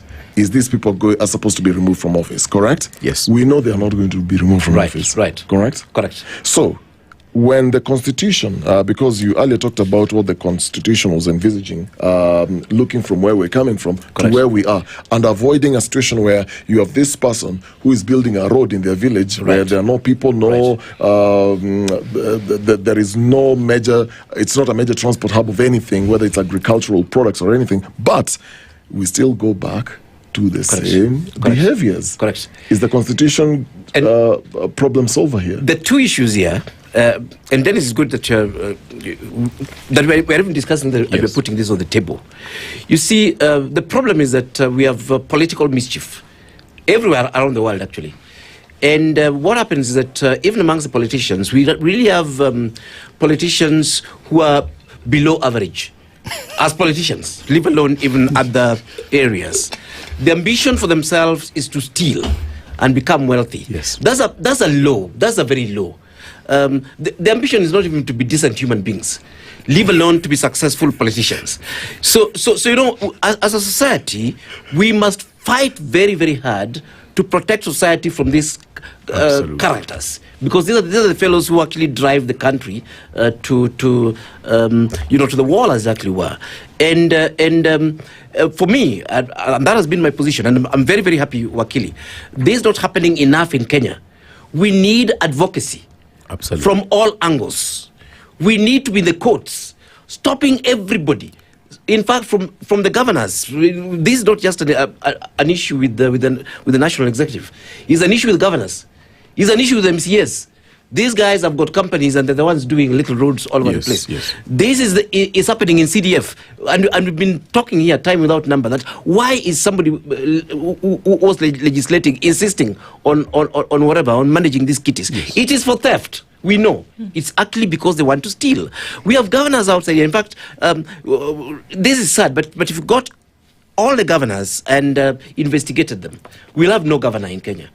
Because this matter we are talking about, things are being done by their companies. They're looting through, and some are so unimaginative. They've got companies in the names of their house helps, of their wives, of their children, all these things, all the way to the presidency. The reason why our presidents become trillionaires, billionaires overnight, and that's all of them, by the way, from Kenyatta 1 till now. Yes. We've never really had a president, not even Kibaki, who could say that they didn't do business with the state and actually made themselves ridiculously wealthy. So my bigger point here is that this matter that's being pursued, particularly from the conflict of interest perspective, is very important for us as a nation, and we must keep pushing this idea, and even from governance, because the intentions are there. But as long as we keep quiet to these things that we know. Yes. I work in this sector. My biggest problem with working anywhere in government is because of the conflicted interest of all these people. Omenya, you can only work with these guys.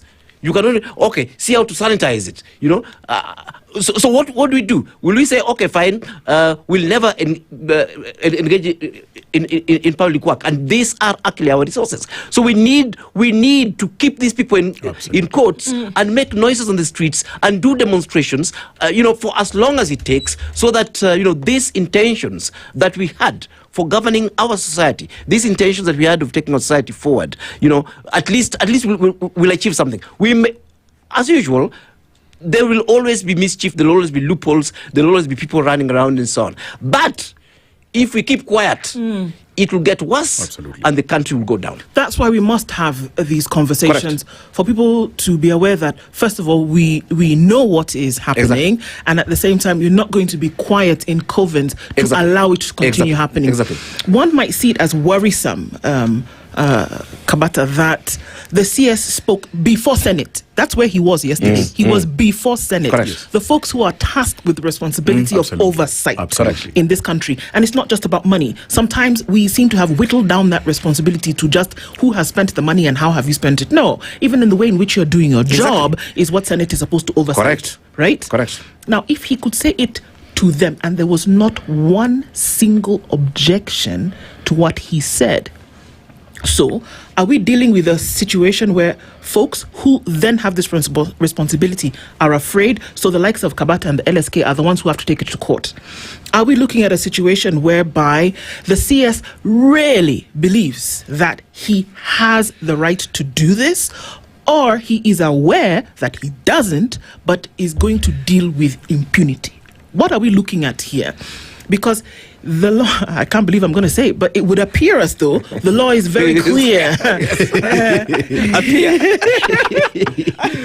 I thought that was only the preserve of lawyers to say it. There you go. In this case, in terms of what you are and are not allowed, not even able, allowed to do by the Constitution. Yes. But yes, the bravado is very clear from him that I've done it before, like Dennis said. Nobody's ever stopped me, so I'm going to keep doing it. That's the thing. I'm going to keep doing it. This impunity we're talking about, just to add as you finish, before I lose this train of thought. Yes. When the conversation around Shah came up, this same person was being asked questions, and with the same bravado, is, okay, fine. You people think you want to impeach me? Go ahead, impeach me. I'll go back to my home and I'll be elected. Absolutely. Correct. Absolutely. That I can answer the questions the way I want. Yes. And you are before a house. Yes. Like you're saying, these are representatives. People are meant to oversight you. Yes. Actually, legal, constitutional oversight. They've been given the mandate to oversight you in the work that you're doing. Exactly. And you're basically telling them that I'm going to do what I want from my understanding. So how do you deal with that? Because I'm a firm believer in discourse, that Correct. it is discourse that is going to lead to certain things then being implemented. Correct. It's how it has happened in the world forever. Exactly. But there are people who listen to this conversation and think that we are talking hogwash. Yes, correct. because Correct. I can do whatever I want. How are we going to then be able, there's the court and there's the judicial process, but how will you reroute a mindset whereby impunity has reigned? For years, people do whatever they want, and this thing that we're talking about is just a talk on a Thursday morning. How do you reroute that thinking? Let me give you an example that will parallel the conversations we are having right now.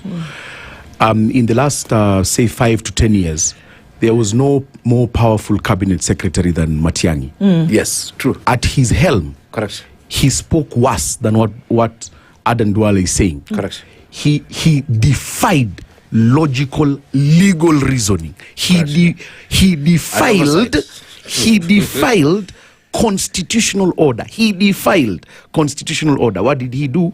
He refused to comply, even with a contempt application in the High Court. He refused to comply with it. Why? Because of the autocratic nature of the power that he wielded at that time. What does it tell you about power in social dynamics? That power is transient. It is not permanent to anyone. Joseph Kamodo, the late powerful minister, just a few days ago, we learned that he had looted part of a forest in Nairobi. Yes. So what you do in the dark will always come out in the light. That is one thing that you must take out of that. But what am I saying with this reference to Matiang'i? Is that if you have looked at Matiang'i right now, you learn that humility is part of our humanity. That he has since learned that power is not permanent. That he is so humble of a man that he would want to take a picture with Ida Odinga and post it as though he is a man of pure heart, which he is not. So what does it tell us about Adan Duale is that stupid people are extremely confident. Intelligent people, because of their nature to be cautious, are very timid. And that's why they do not put themselves out for leadership, they do not put themselves out for governance, and they do not put themselves out to change what they always complain about. Let me ask you a very, very honest question that we need to interrogate. Surely, the most successful corporate stories that we have ever known of, have you ever had of any relationship with politics? Politics is not a game of success. It is a game of interests. And that is why we are saying that you cannot lead people who can see while you are blind. You cannot do that. The real question is, would you, as the Inspector General of Police, stand in a rally and tell members of the public who know that you are the Inspector General of Police that if you do not do A, B, C, D, security in your area is not guaranteed? Under Article 245, the Inspector General has independent command. In fact, even independent from the President. Independent command. So when he says one thing in a political rally, isn't it clear like day that there is a conflict of interest between the function of the Inspector General? Let me put you to task again with the Adan Duale. Again, how does it not become undue influence on the part of a member of the public when the cabinet secretary in charge of health stands and says that some of these health projects that we are having in your area may be delayed because of one or two, three things that you have become recalcitrant to the present day government? Are you seeing Are you seeing a direct conflict of your public duty to your private interest? But is the problem in this case the CS, or is the problem who's holding brief? In fact, the law does, and I want to bring it again on whether the law is clear or not. If the law was clear, we will not have courts of law. Correct. So the law is always to be interpreted. It is not to be clear. It is textual. I am reading it, but it has to have a finality of a judicial determination. Correct. And so when you say, is it the one who is paying the piper or the piper, what the law says is that as the president, you can politic, you can do whatever you want to do, but as a state officer, if you hold a state office, and state offices are defined in the Constitution, in our case, the office of a cabinet secretary is a state office. The office of a county executive committee member is a state office. What we are saying is, you cannot politic while wearing those hats. It becomes a conflict of interest that is direct, and that is what we want to challenge.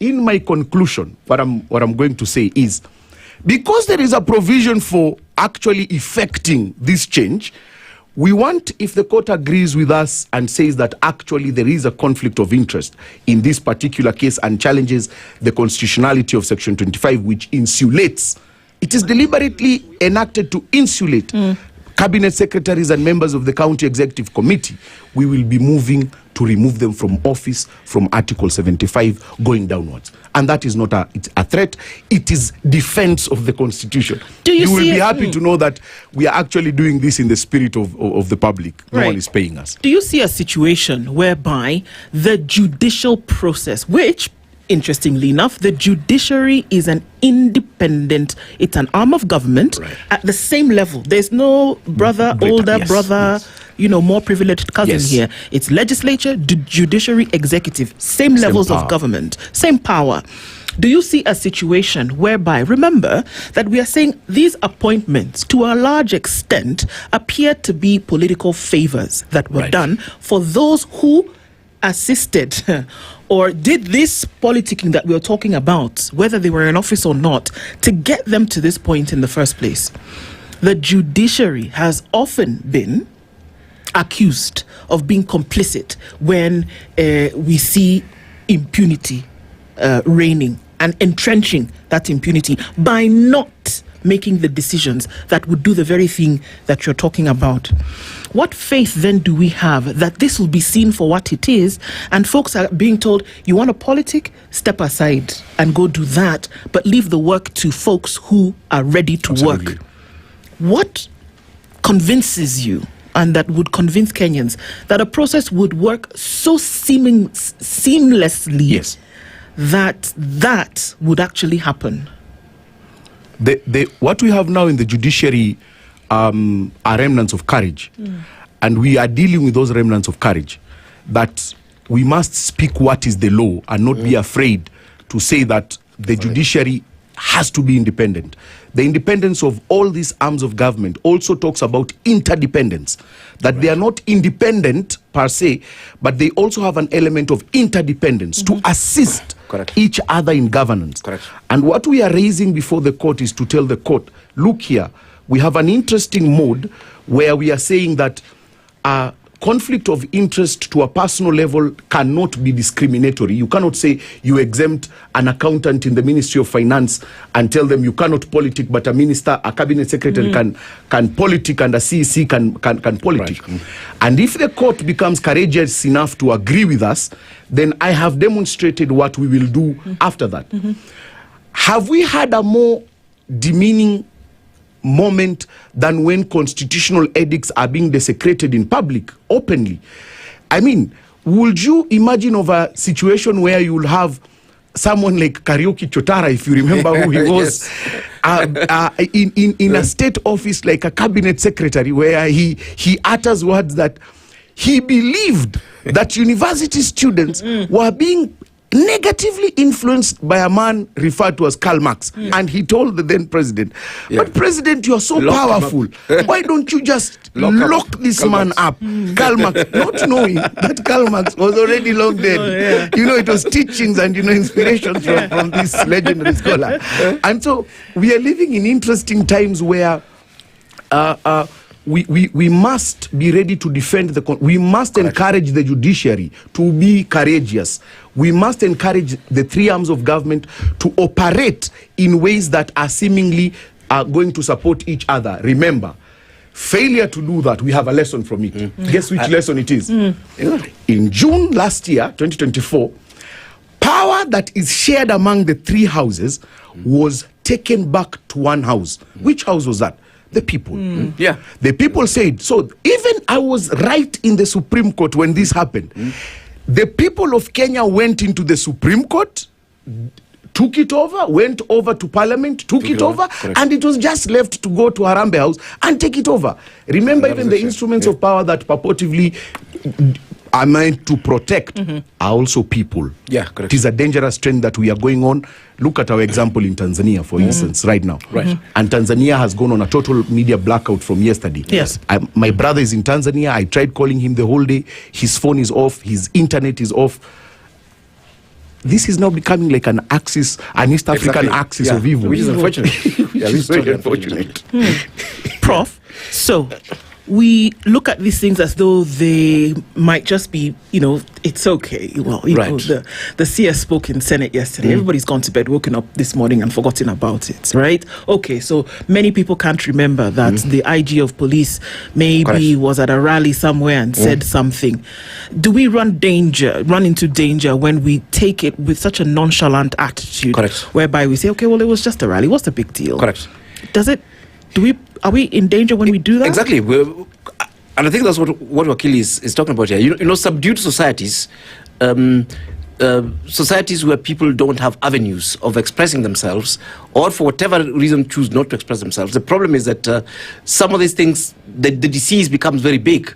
So when it attacks you, you basically just disappear from the face of the earth, as it actually were. We saw that with Arab Spring, Yes. Those were countries where people never had avenues of expressing themselves. So even when things were going wrong, people were actually just quiet.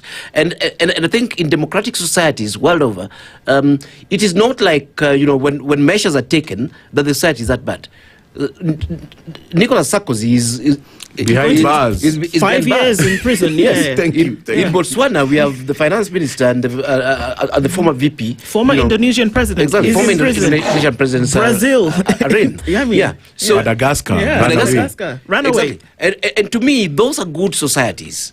It doesn't mean that corruption and all these things we're talking about are endemic. It means that they're doing something about them. So in a way, you don't let this thing escalate to a point that then it becomes a threat to society. And that's partly why, for me, what Wakili and team are doing at LSK is highly commendable. And as an entire society, we must pursue these people, not just at the level of their arrogance towards our laws and the Constitution, but actually holding people personally culpable. For all these misgovernance issues that they have, under the jurisdiction. In fact, for me, I consider myself generally a very kind person, but I wouldn't mind to see half the governors, in committee. I wouldn't mind to see a lot of these ministers in committee. In fact, I wouldn't even mind to see some former presidents in for the crimes they committed. These so-called powerful cabinet secretaries and so on. Because what we'll be doing is that we'll be creating a standard for ourselves as a society of conduct. But number two, we'll also be giving opportunity for people to actually make wealth for themselves, in ways that society actually recognizes. If you look at all these characters, these are people that because of their networks and their positions and so on, they can be able to actually make legitimate wealth. But then because we've created such an easy path for them to steal, then they go that way. It's like having a student, an A student, cheat in exams because you've made cheating so easy. What you need to do is to block cheating so that the A student can get the rightful A. And that's what I was saying, that I like that. Let these guys get into business. Let the Johors of this world get into business, make money from business, not come in and bend politics and try to make money from that. And that applies to all of these characters. Somebody arrives, why should I be rich? because now I'm cabinet secretary, and all I'm doing is that I am just pilfering from public coffers, while I could have actually ran legitimate business to be able to to make my wealth. But my point too is that we should continue pursuing. We should continue pursuing these matters, be that at legislative level, but even within the courts, so that people are answerable to their actions, so that at least the society we are running is close to the society that we've envisaged through the different statutes that we have. We'll be becoming a better society as we continue. That is not to say it will happen overnight.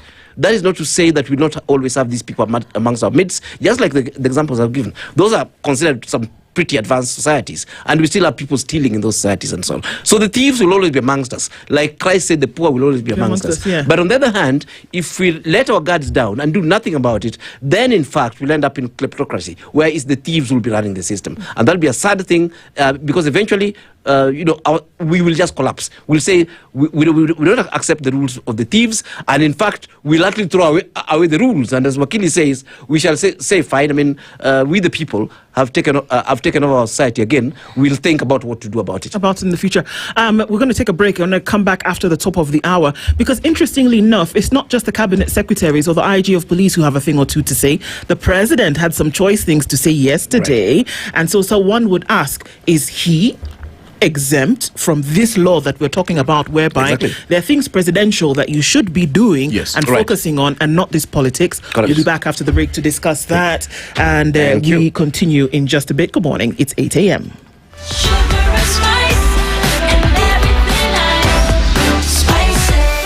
Spice up your life. It is now 8 a.m. with ICEA Lion. It is time to plan ahead with ICEA Lion. What's your plan? The latest news from around the world. 94.4 Spice FM.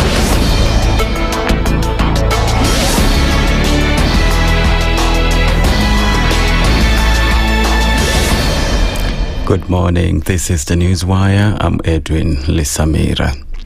A petition has been lodged in court seeking to have embattled Njeri Governor Mutahi Kahiga suspended and declared unfit to hold public office of alleged ethnic and inflammatory remarks said to threaten national unity and cohesion. The suit, filed by Bunge la Mwananchi members Lawrence Oyugi, Mede Bush and Nicholas Kimanzi, accuses Governor Kahiga of making divisive utterances that they claim amount to hate speech and gross misconduct under the Constitution. They argue that the governor's continued stay in office gives him a platform to promote divisive statements contrary to the Constitution and risk inciting social unrest. The case arises from remarks Kahiga made on October the 17th during a funeral in Nyeri County.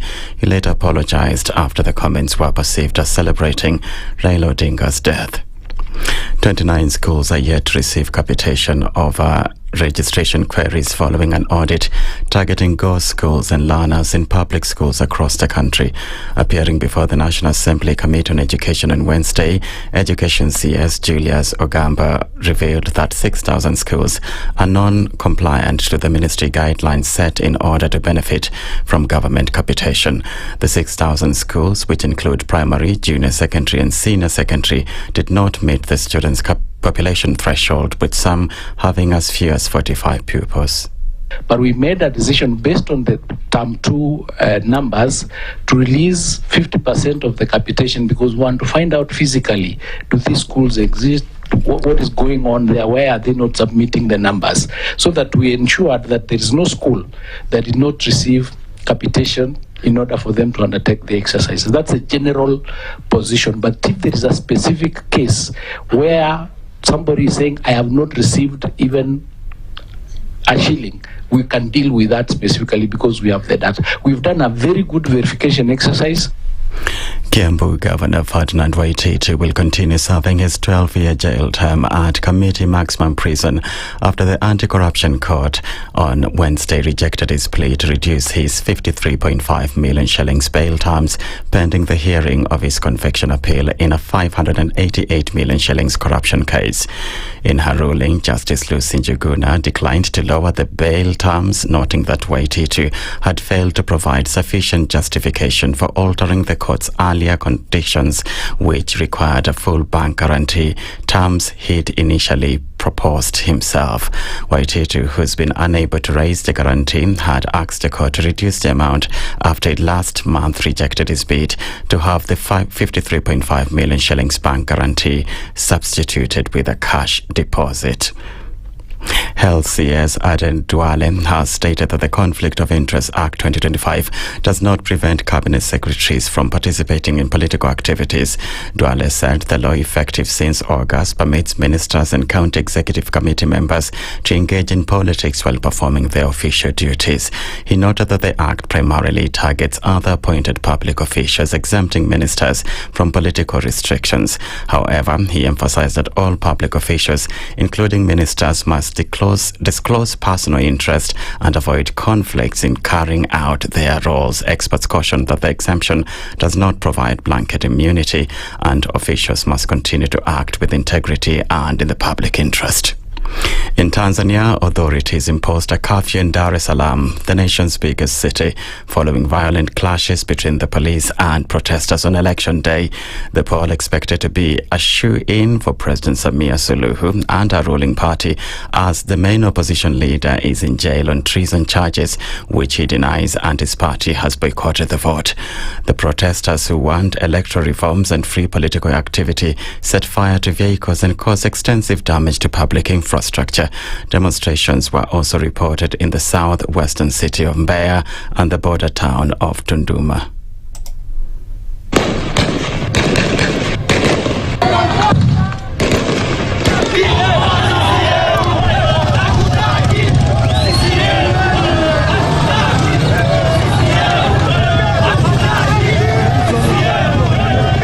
Sisi tunataka tume ule uchaguzi ili kila Mtanzania ashiriki kuchagua kiongozi anayemtaka.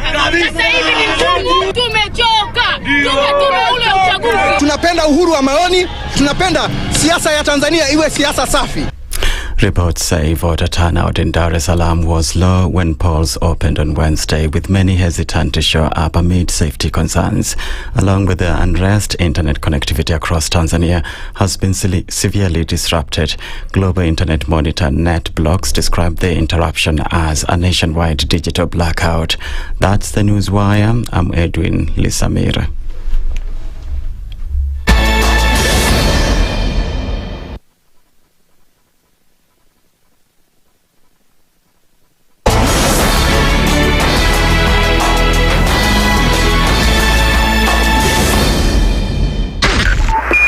.5 Spice FM, Kisumu. Good morning, and I love your show. Thank you. Having come from a Kikuyu radio background, I migrated to Spice because of the content. I was born in a slum, but somehow I got a break in life. So sometimes when you see the sweating coming out because of the passion and whatever it is, behind the noise, there are people. And we share the same umbilical cord. It shouldn't be like that. I am so disappointed. We used to tell Honorable Raila Amolo Odinga that he's doing policy of conmanship. And even President Uhuru Kenyatta, serikali hii ndio iko na conmanship ya hali ya juu. You cannot promise people that you reduce tax, then you double. In politics, there is the issue of trust. For you to turn around and then stab the same people who gave you that trust, there is no other level of dishonesty. Imabo, utaona dunia tu. The Situation Room, Kenya's biggest conversation. Mature, intelligent talk every morning. Spice up yourself.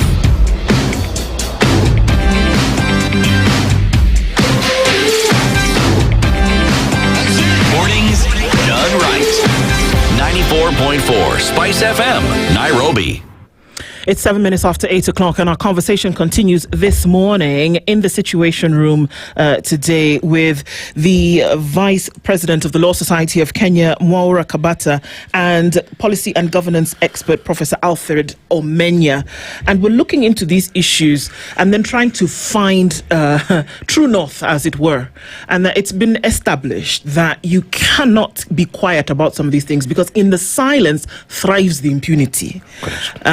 Correct. And so I'm curious, going back to that question, Wana VP, have the courts previously pronounced themselves on issues such as this, clearly for folks to know that a precedent has been set? Have we seen something like this happen before in the courts, where people who have positions, whether it be in the executive, designated to them into ministers or cabinet secretaries, having been told you cannot politic, and the court has declared itself clearly, succinctly, and said absolutely you cannot? Have we ever had situations like that? Not in the finality of judicial pronouncements, and that's where we are right now. We are begging, or rather we are anchoring ourselves on paragraph 333 of Raila 2, the Supreme Court petition filed by Raila Amolo Odinga, that clearly outlines, and in fact the Supreme Court was just afraid of delving into that issue at that time. Raila Amolo Odinga, God rest his soul, raised that issue. In fact, in 2017, he said, hold on, we are coming from 2013 to around 2016, where the cabinet largely consisted of non-partisan individuals. Running into that election, then Raila raises the issue of undue influence, that former politicians were now being recruited into cabinet for purposes of consolidating political clout for former President Uhuru. And you see, if a court of law now becomes courageous enough to say that, one, as a politician, you cannot serve in cabinet, then we will have taken a constitutional gain. But two, by saying that in your removal from office, holding a state office, then it means you cannot hold any other office in your lifetime, because then you have desecrated and defiled the constitutional edict. And I know where the conversation will go is that it will ask the question, then does this also bind the president? And it is so, in fact, let me use that word, it is the law is clear now. Yes. That the president is also a state officer. Exactly. The president holds a state office. What is good for a goose is good for a gander. You cannot run away by saying, I'm the head of state, I am the commander-in-chief, and so conflict of interest does not apply to me. It applies to all state officers, including the president. And so we are going to have a constitutional moment where, if we are successful, we will have a win. And we hope that Kenyans of like minds will come together and encourage us to propagate these issues, so that it is not lost that the proper functioning of a state officer is 100% directed towards a benefit to members of the public. The impact is not on political partisanship.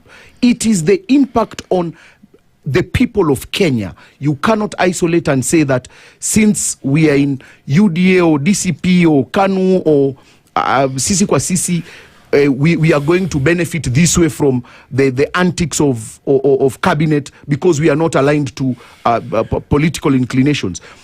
And in fact, let me say this. The law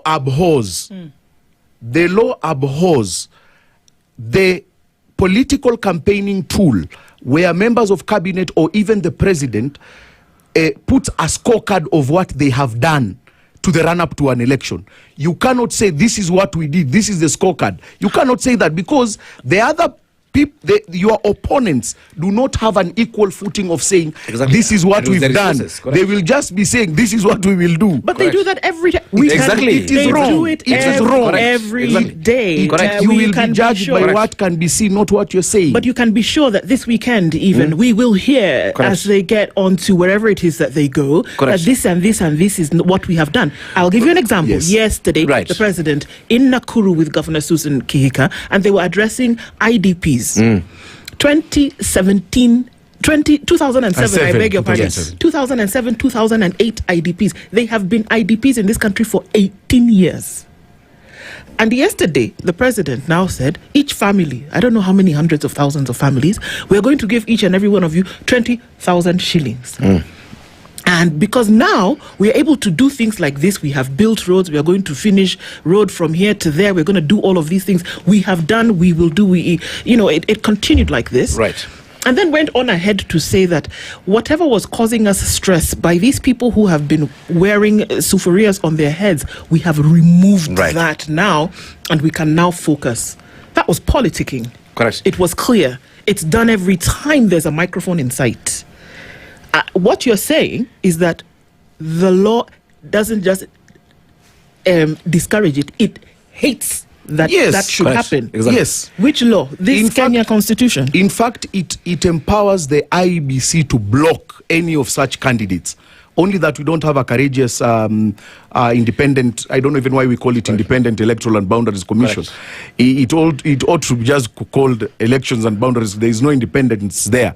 But look at it this way. You cannot have an equal footing in campaigning when you are using achievements as a scorecard to the eyes of a public. Exactly. And they don't necessarily live in your own achievements, because it might even be... These are actually public resources. Exactly. And as a public officer, you are expected to execute those things. Yes. You remember, this issue came up. It started with CDF, yes, where members of parliament were putting their photos, their images. Yes, that yes, this with a project. Exactly, as though this is a gift they've gifted to the constituency. Governors were putting their photos and images on projects funded. You see, I have no problem you putting your image on a project you funded privately. Yes. And that's partly why we must have these conversations. When the president, the current one we're talking about, moves around the country, gifting people from whose resources, is he using his savings to then give people roads, or give people a church, or give people this or that and so on? No, these are our resources. These resources collectively belong to all of us, including the opposition. These are our taxes. So basically, the president cannot conduct himself in a way to appear that he himself has done something for Kenyans. No, we've employed him to actually manage our resources. He cannot come and lay a personal claim to those resources. He's like a CEO of an organization coming to say, look here, I am the one, as a person, who has actually done this for you. It is the CEO has to say it is NCBA that has done this for you. In fact, when the CEO goes to now claim is the one doing these things, they become a threat to the organization. And to me, this is the deeper thing. That we're taking for granted that these same politicians we're talking about, they're moving around appearing that as if they're the ones who are doing favors to the country. And of course, they're not just appearing, they're even lying about it. And the president is also lying about it. I heard the other day that because of the new Treasury CS, that the shilling reduced from 169 to 165 to 129. Exactly. Yeah. And all we did was a quick fact check of where the shilling was when the CS was being appointed, and it was at 129. So and there's a danger of politicking, because number one, and it's not healthy for good governance, because credit doesn't go to where it's due, and now you end up in a situation where public resources are actually being used to promote an individual's interest. In fact, to promote private interest, to promote partisan interest, to ensure people position themselves, for other positions, but using our taxes. Yes. And these are the conversations we must actually have that. Look here, we've actually elected you president of this country. You do have a mandate. You do have resources. You cannot go outside there and misrepresent as if you, the person of Ruto, is doing us a favor. I'm taxed almost half of my salary. When somebody comes and appears in my village and pretends that he's the one doing things in the village there and not my taxes, that person we should actually take action against them. And it's all these officers and this bad behavior. And that's why I was saying that these conversations we must actually in fact ramp them up further. So that we can say it doesn't matter whether you're president. When you're using state resources, you cannot appear there to then personalize them. And then very, very soon now we're getting into the campaign mode. And then you end up with this thing that we had actually ran away from, and the behavior is getting worse. Now that this thing, I think they're calling it empowerment, is harambe, which had been sort of banned because they say we have the state, we have the government, we have our taxes, use them to solve these problems. But now you're moving around, emphasizing that this is a favor we are doing you as a group of politicians. We are giving you money. These are things that we must call out and continue calling out so that we can actually have hygiene and so that we can actually have just basic good governance and decorum. Okay. The idea is that you cannot have improper influence over members of the public in terms of campaigning. And campaigning, we are not even meaning the general election of 2027. We even actually want it to apply to the by-elections that are also coming. Right. You cannot use public resources and hoodwink members of the public that those are your resources. What the Constitution defines as improper influence, it goes and confirms and equates it to corruption. It says or corruption. Exactly. Correct. Improper influence or corruption. Correct. So it doesn't take it away very far from graft. Exactly. It uses the word improper influence or corruption. The Election Offences Act, in fact, would go ahead and say, except as authorized under this act or any other written law, a candidate, referendum committee or any other person shall not use resources for the purpose of campaigning, public resources for the purposes of campaigning during an election or in a referendum. It goes ahead to say that no government shall publish any advertisement of achievements of respective governments, either in the print media, electronic media, or by way of banners or hoardings in public places during election period. That is the improper influence. Exactly. And remember, that particular issue is a constitutional edict at Article 81. It says that the electoral system shall comply with the following principles. Then it goes to E. Free and fair elections which are, it says, free from violence, intimidation, improper influence or corruption. Improper influence is put in the same category with the violence, intimidation, and corruption. You cannot read it in isolation. You cannot be a cabinet secretary full of bravado and attempt to say that we will do A, B, C, D. We will say, as a cabinet secretary, I will not care what the Senate, summons me for. I will not attend. I will not care what a court of law. We are living in a country that is governed by law, for heaven's sake. If we give up that platform that we are governed by law, we will be run by crass. And crass is something totally different. It is unimaginable, it is unpredictable, and it is extremely uncomfortable. If I were to play the devil's advocate, okay, maybe a little devil. In this case, is it possible that folks who then engage in these activities are unaware of what the law says? Oh, I want to tell you in black and white that they do know. They know. They do know what the law says. Yeah. It's not a case of ignorance. We have just explained that. For instance, look at Cabinet Secretary Aden Duale. That is not ignorance. He actually knows what he's saying. And he has chosen the wrong path. So what we are doing is we want to correct this problem and stop it on its track by saying, if the court agrees with us, we will be moving to other proceedings. You have to choose. If you are Cabinet Secretary for Energy, Mr. Wandai, who is a member of the Law Society of Kenya, if you choose to be a member of Parliament for Ugunja, you have to stick to being a member of Parliament from Ugunja. And rightfully so, he said he resigned from that seat and went for the appointment of Cabinet Secretary.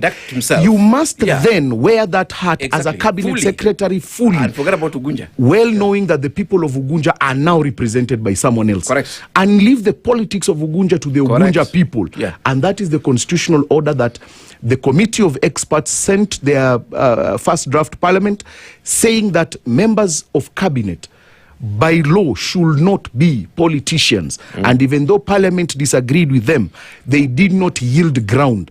The members of cabinet in a constitutional order must not be politicians. Okay, it's sticky. Why it's sticky? I mean, and it's not possible to put the law aside and operate void of the law. Correct. Right? But it's sticky because of that thing that I had asked before. When you see that the majority, if not all of the appointments, just at cabinet level, for example, are made as political favors by the one who is appointing, because we know what the vetting process looks like. You know, once he has nominated them, they're just as well as having been appointed. Right. If those have been done at political favors, obviously in the minds and on the shoulders of these individuals, there is a certain amount of allegiance then that you owe to the appointing authority. Of course, yeah. So should he stand up with a microphone and speak somewhere and say a particular thing, whether it is spoken or not, you feel you also must do the same thing when it comes to your opportunity. How do you separate the two? Here is somebody, whether it is in innocence or not, or in full knowledge and understanding of what is happening, there's a monkey on your shoulder that tells you, I'm a cabinet secretary, I've got work to do. But there's also this thing that's niggling here that tells you, okay, we got to toe the line as well. In fact, before Prof says this, the allegiance is not to the president. Exactly. The allegiance in the constitutional order at Article is on the people of Kenya and the Republic of Kenya. It says at 152.4, each person appointed as a cabinet secretary assumes office by swearing or affirming faithfulness to the people and the Republic of Kenya and obedience to this constitution. It does not say obedience to the president. Before the president and in accordance with the third schedule, the allegiance is not to the president. It is to the people of Kenya. So it has to be demystified that you are not swearing allegiance to a person, and that's where the danger lies, isn't it, Prof? Exactly. Prof.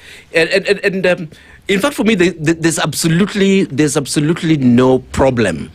Again, like we're saying, all we're doing is to make the bar too low. Yeah, because when these cabinet secretaries and public officers perform, they perform their legitimate role. Don't they make the president look good? When they do. When they do. Yeah. Even that example that we just used a short while ago, if indeed Wandai stabilized the shilling, you know, that's a totally non-partisan issue. Doesn't it make our president look good? So I think it's also lack of imagination and sheer stupidity to imagine that by singing these praise songs and not doing your job as envisaged in the Constitution, that you're doing even that president a favor. You're not doing them a favor. In fact, the truth of the matter is that even politically, the president will look very, very good if the people that he's put in place are doing their work very well. And this is a common governance space. When you're hiring a CEO, you're hiring a CEO because because you think they'll do a good job. And the CEO does not need to go and praise the chairman of the board, so that the chairman of the board thinks that the CEO likes them. In fact, when you get your good returns there, the CEO will be showing gratefulness. In fact, you'll be showing gratefulness by listening to the direction and the advice of your board, by actually doing the best thing that you'd actually do. And this is such a common sense issue. It's so common sense that I don't see why people don't see it. How do you become a good student? It's not by always passing by Professor Menya's office to tell him, Prof, I'm here. I like you. I'm your favorite student. The other students don't. You're a good student by doing the work I told you to do, by studying hard. When you get an A, I'll call you and say, hey, brother, we need to have coffee. You ace that exam, It's such a common sense thing. But we're in this society that is so sick and so distorted that I employ you to do a job as a cabinet secretary. You don't do it, but then you go to the public saying that that's the best professor who has ever taught me. And meanwhile, you don't even attend my class. And then I say, students must politic. Students must politics. Students must talk about their professors and so on. And all I need you to do, I gave a job as a cabinet secretary. I need votes. What I'll be putting on the table for Kenyans is that, look here, we've dealt with the price of unga. We've stabilized agriculture. We've done all these different things. That's all I need you to do. You don't need to come here and do partisan allegiance. In fact, it doesn't help anybody. It's such a common sense thing. But the truth of the matter also is that in the political class, and I'm happy to say this on air, and I've been saying it, is full of very stupid people. Don't get angry, Prof. What we are saying and the lessons can be drawn from the experiences when ODM was not in government. The Right Honorable Raila Amolo Odinga, and I'm reminded that he has the highest award from the state, Chief of the Order of the Golden Heart. Reminds us that power is transient. Exactly.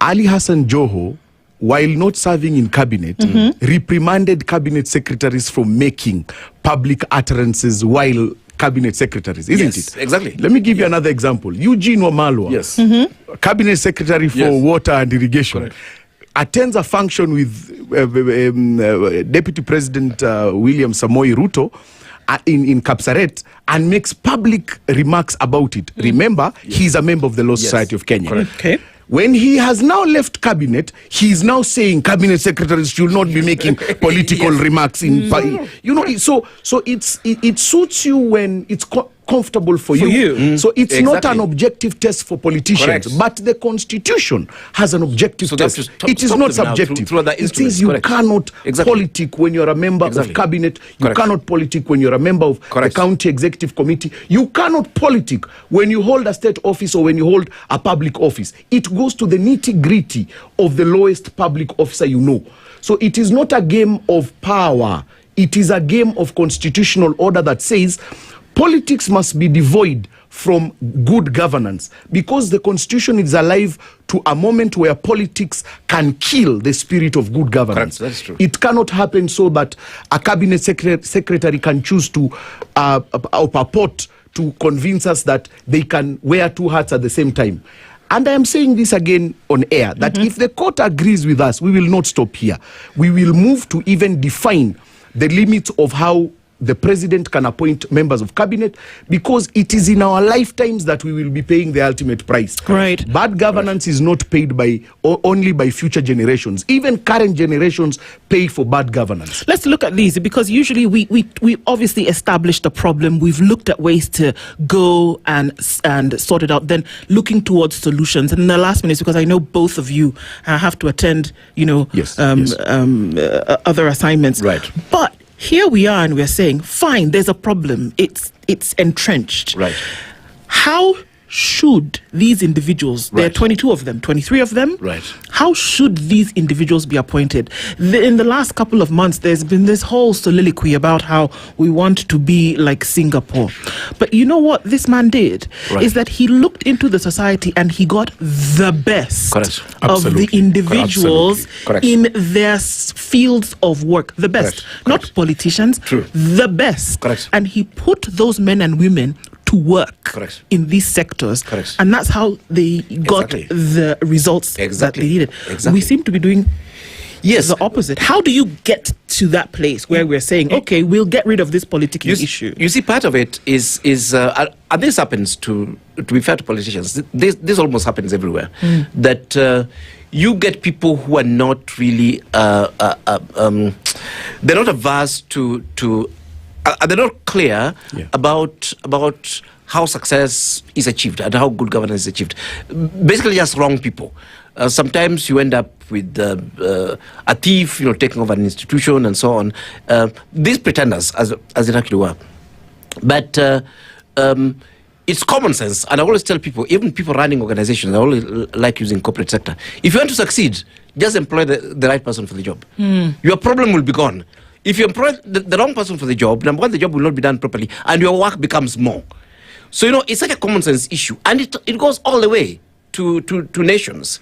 That if you have the right people for the job, the nation would run. This nation ran at some point when the president was almost indisposed, because Kibaki at some point had a pretty strong cabinet. Ironically, he had even picked them from politicians. So even amongst politicians, you have some. Yes. You actually do have some good people who can actually do the job. We're not saying that they don't have the competence, but you see now, when you're coming in and politicking, and I think we need to really define what that is versus governance. You see, when people are politicking and people are working in the political space, it is actually positioning yourself to get power. And you see, the tools that you use for that are very different for tools for achieving success in governance. You see, when you want to take over an organization, you need very good people who can do politics, and enable you access power. Yeah. When you want to become chairman of LSK, you need guys. Yeah. And some of these are fellows who may not even be able to sit down and do any work. but they can enable you get power. That's true. They're popular on the ground. They can bring in the votes and so on. So we're saying, yes, politics and politicking is okay and has its space. But you see, why do you want to get power? You want to get power so that then you can actually govern, and that's why we talk about political economy. We understand that there's a bit of politics in it, but the bigger focus is actually to govern a people so that they can make social and economic progress. And that bit is totally different. In fact, that's why the Constitution spells all these things, how the executive works, who the governor is, and so on, because they understand. I mean, we understand as a society that you cannot get politicians to run society the way we've emphasized that the society will run, and we separate the two. And that was a problem with the older constitution. They were saying, look here, before it was these same guys who then took over society and ran it as executives and so on. And we're saying that is totally inefficient way of doing things.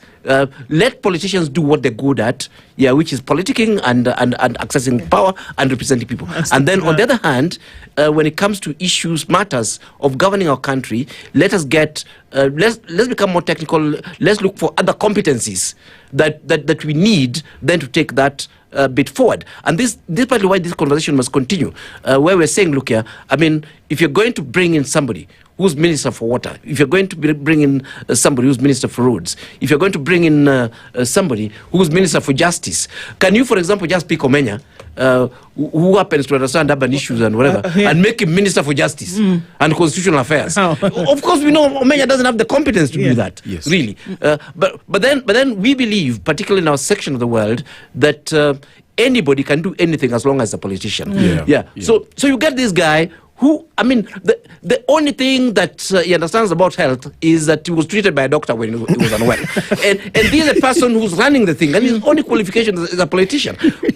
Honestly, some of the decisions that are being made in our country are just outrageously stupid. We're at a time when some funny person had been, I will not mention the Njeri, had been picked to run roads, highways. Yes. This is somebody who doesn't even have a degree in chicken rearing, leave alone roads. And we say, surely... chickens have rights. Exactly, chickens have rights. And they're basic competencies that somebody must have. And of course, we are calling out Parliament for that. Every garbage that has been taken to Parliament has passed. Because political interest has overridden that particular space, where we're saying, look here, these politicians again can actually vet these fellows and say, look here, this one doesn't seem to have the competence, to actually do the job. To address this. And that's why we have to take this conversation seriously. Definitely the pair of you to then be able to enlighten these conversations is why this cannot be the last one that we have.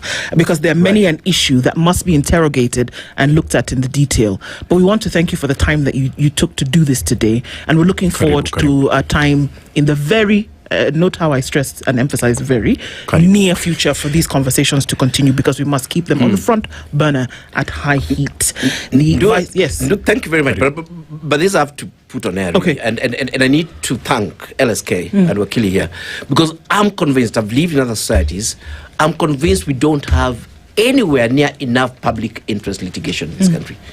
we need to see a lot more public interest coming from different professional organizations, from universities, from civil society. That is how you keep the society, on its toes. Yeah. So when the LSK does this, in fact, for us, it doesn't matter the outcome.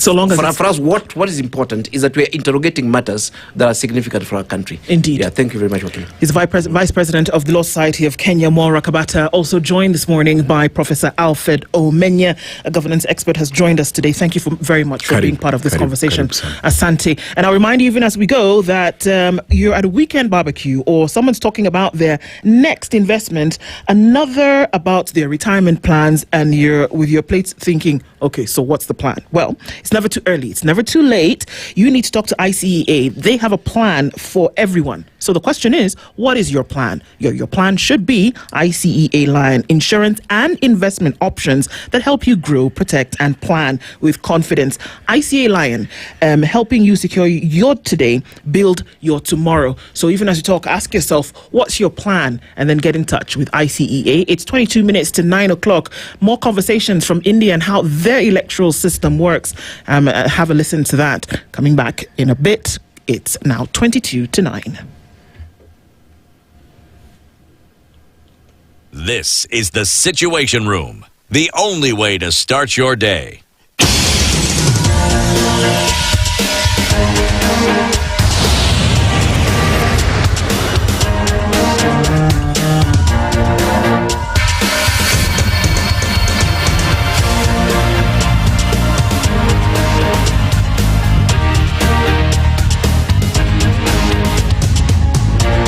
And we'll get into a conversation this hour, coming off of remembering Westgate 12 years on. And now we get into what many folks are asking questions about, that what's going to happen in another about 1 year, 5 months, 1 year, 7 months in Kenya, considering the election.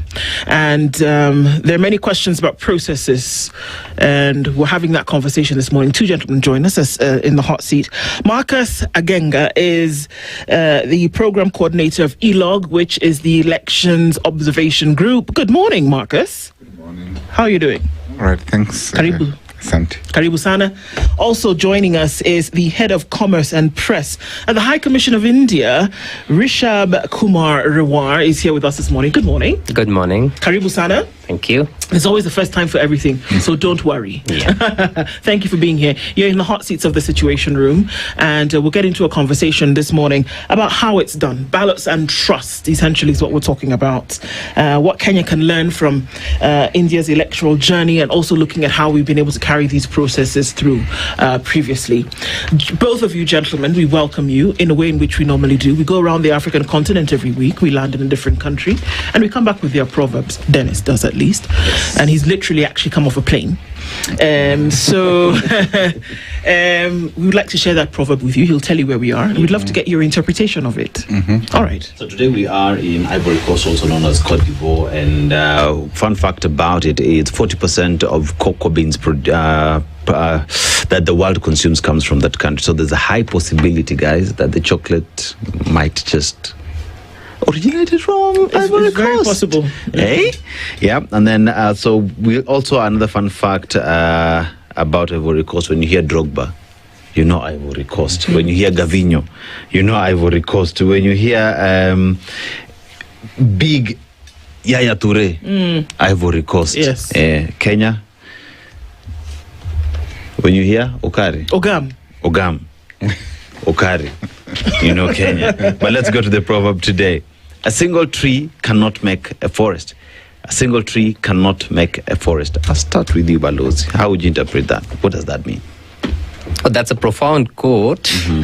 What comes to mind, I'll say, is that a forest is much more about an independent unit. It's about how the tree, the animals, the plants, the flora, fauna, the whole ecosystem comes together. I'll say it's about how a lot of these units come together, help each other, support each other, and that's how it thrives as a system. So what I take away from it is 1 and 1 is more than 2. There are some synergies that come together and increase the value of it. Yeah. So how would you interpret that? Precisely like I said, I think for me it's the place of a community in an enterprise. For you to be able to achieve much, for you to be able to get more done, you need to be more than just one person. So the need for community collaboration, coordination amongst the various components of a society, in this case trees, then becomes important. Well said. Indeed, absolutely. And even as we go into this conversation, I'm just thinking already overwhelming numbers, and then how are you able to sort it out? We're going to look at the Indian subcontinent and how elections are carried out, but we're going to do that coming from the Kenyan experience and also looking into a future experience that Kenya hopes to have. So we'd like to start with you, Marcus, and you've been looking into observing elections in Kenya over time. Let's look at procedure and numbers. How has that operated in the past? Kenya tops has never gone beyond 21 million votes. Never. Beyond 20 million votes, regardless of who have registered or who not, right? So we're talking 20 million votes. Maybe all of those votes are cast in one day, and maybe it takes 3-4 days, 5 days, and then you start to hear maybe some days, 24 hours later, 3 days after that. If it goes into court, then we're in the whole thing for another 2 weeks. But more or less, about a week or so, all of this happens over time. From an observer point of view, and then, one of the followers, how would you say that elections are carried out in Kenya? And I'm not talking procedure, I'm talking overall general feeling. All right. Thank you very much. Yeah, it's interesting that the numbers you're talking about. So in terms of numbers, we are about 22 million registered voters. Yes. In terms of how we conduct our elections, generally speaking, in the country, so we do 6 ballots on a single day. Important to note that this is something that is not very unique to our country, but it's very unique, generally speaking, for first-time voters. So we do 6 ballots. We have the county elections and the national elections happening on the same day. So it's considerably a very massive exercise, comparative to the region. The second thing that I would like to say is that, again, the commission, that is the election management body, the IEBC, is the body that is mandated to conduct these elections. So it may outsource the officials, like get hold of the polling officials, either teachers, farmers, traders, to support that exercise, and up to 500,000 election officials are engaged on the elections day. Okay. So it's a massive training that is done at the national level, cascaded at the regional levels, then they're deployed on the elections day. Then, of course, the election officials will include not only the presiding officers and their deputies, but also clerks, the police officers. So it is an exercise that is well planned and well thought through. Of course, a number of actions then occur, including educating the voters on what not to do and what to do, looking at the procedures in terms of observers, media, and other actors and agents are also allowed in a polling station. So it's essentially, in my view, as an observer, a very transparent process where everyone is allowed. If you are accredited by the commission, then you have an access to these processes, and you can monitor them, you can observe them, and of course probably give you a view in terms of their compliance to the legal framework and other institutions and other international best practices. Yes. Okay, Rishab. Let's go to the Indian subcontinent, which, give or take, 1 billion people. All right, and an election, you have one for regional body county. What would equate to a county in Kenya? That is larger than Kenya in terms of number.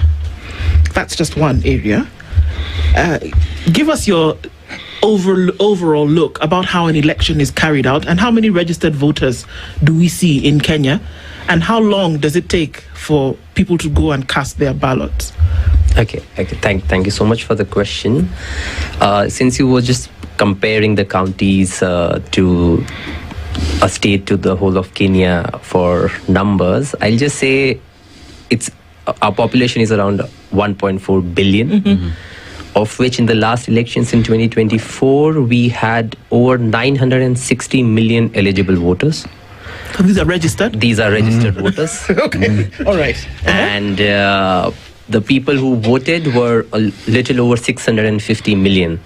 650 million votes. All right. Went and cast their vote. Okay. So it's like the whole of African population going to vote together, just for comparison. And how the vote is cast, I'll say it starts before dawn. And in terms of the processes and organization, it's very similar to what Marcus just said.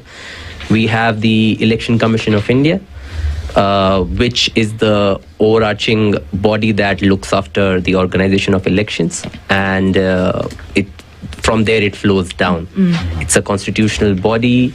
And we also, for instance, Marcus just said that 500,000 people are in the part of organizing the process. In India, that's 15 million people who are involved in the process of getting the election done.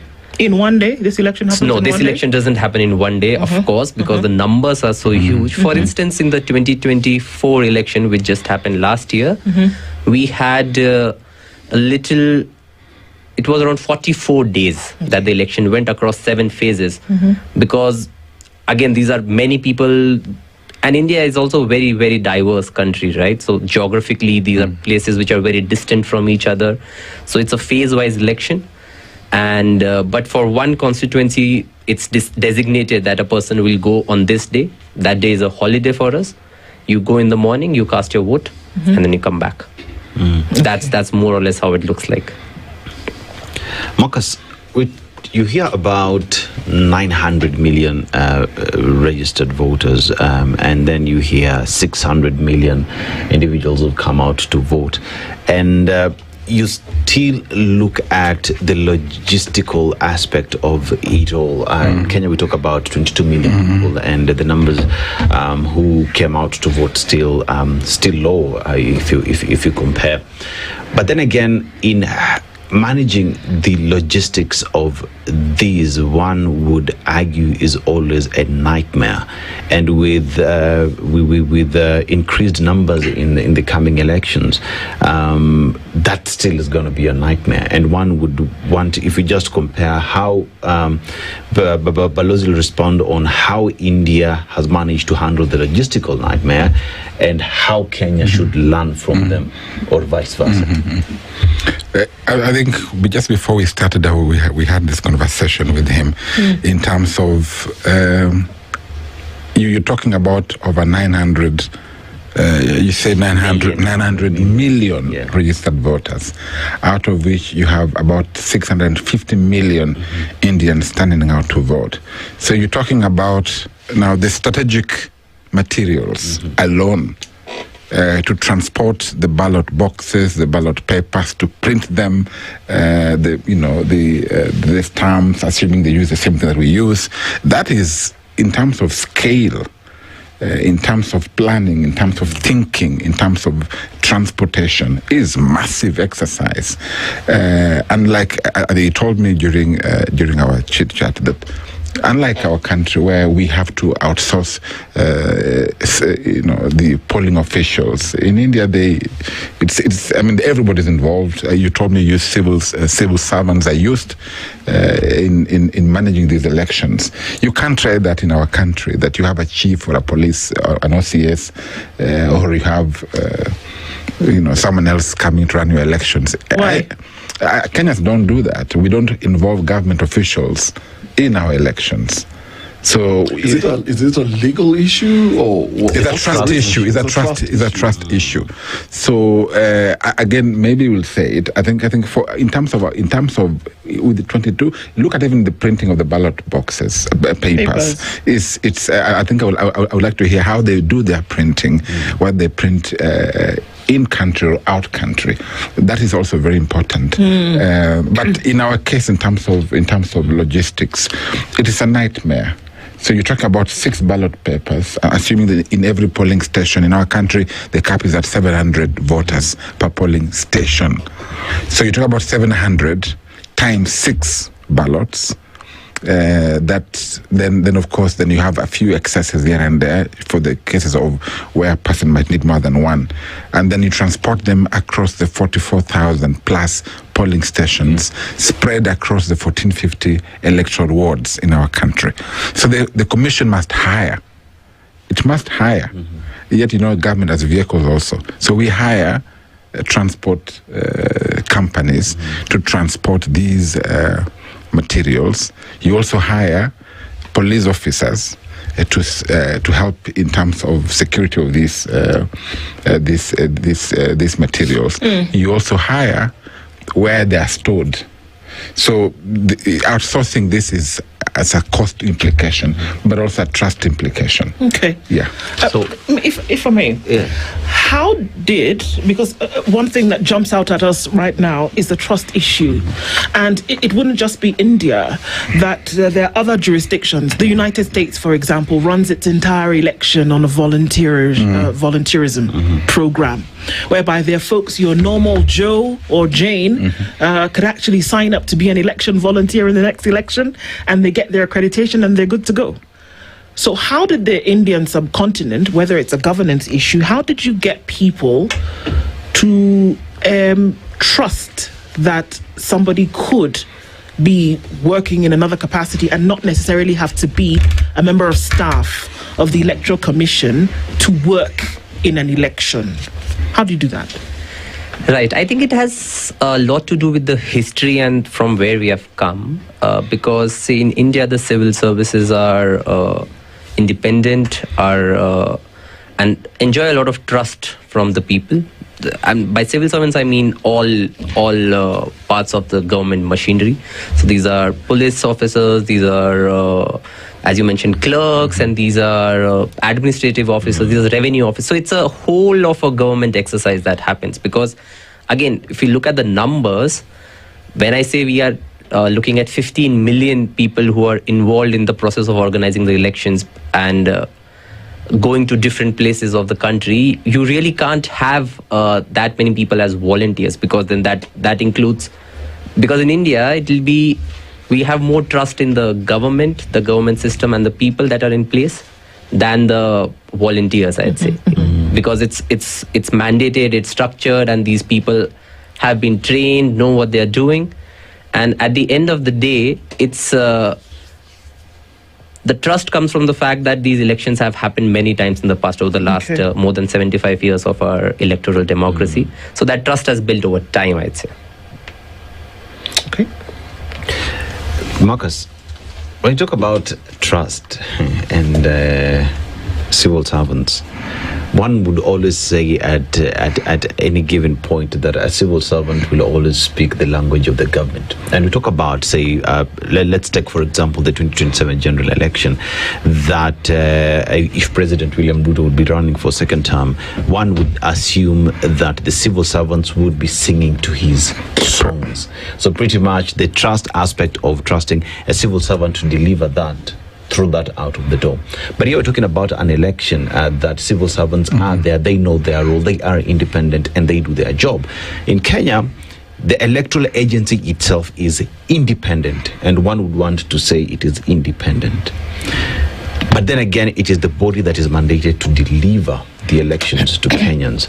So how do we then as a country deal with the trust issue and ensure that whoever has been given the mandate to deliver, whether it's prescribed in the constitution, that IEBC, and even if it's hiring or whatever, that Kenyans will get to trust them and that they will offer a credible election? Yeah, thank you. I think for me, the major problem we have in our country in terms of trust. You trust your M-Pesa systems, you trust your teacher, you trust your doctor, when you go, your pilot, the matatu driver in the morning that takes you from town to your place. You know that when you enter into that matatu, you will get home, or your Uber driver. Yeah. But the only place that I've seen Kenyans have quite mistrust on is on elections. And a number of things happen here. First is our history, where elections have been heavily contested. So the contestation around elections is a big issue. Number two, again from history, you have to understand that Kenyans are coming from in 1992, 97, 2002, and then 2007. Without, when we never had this new constitution that we're having today. So a lot of mysteries were around our elections, a lot of opaqueness were there in these elections. So that mindset from Kenyans is taking so long to come out from. So they don't trust you. We don't trust you. We will label you already depending on how you speak, what language you speak, where you come from. Is a big issue in elections because elections is about resources. So when these resources are unevenly distributed across the country, so Kenyans are very suspicious on the person who wields power. That's the first thing. So the second thing is also about institutions that Kenyans have put to themselves to manage these elections. The IEBC is just one of those institutions that are supposed to help in these elections. We think IEBC is the only body that delivers elections. IEBC must work, as you say, the tree. Election is like a tree, Ivory Coast. IEBC is just a forest. You said a forest, isn't it? Yeah. So the election, for you to deliver these elections, you must have a forest idea where the National Police Service play their role, the media yourselves play your role, the IEBC play their role, that at the end of the day, then elections is delivered according to what we have put down in our constitution. So when these institutions do not do what they're supposed to do, like you saw the split screen in 2022, when you see the police handle or mishandle voters, when you see IBC officials in one way or the other mishandling voters, then we have a big problem. So the trust deficit in institutions also plays a very key role. So, like other countries, I was in Ghana in December.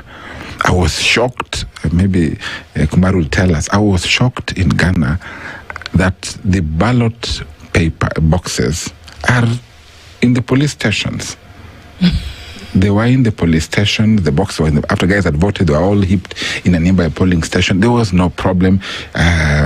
Police were just there, the community was there, the PO was just there. There was just an open process. So the trust in these institutions is critical.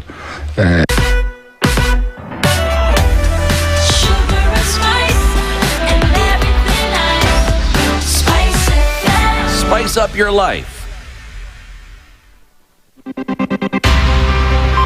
It is now 9 a.m. with ICEA Lion. Insurance and investment made simple for people like you, courtesy of ICEA Lion. The latest news from around the world. 94.4 Spice FM.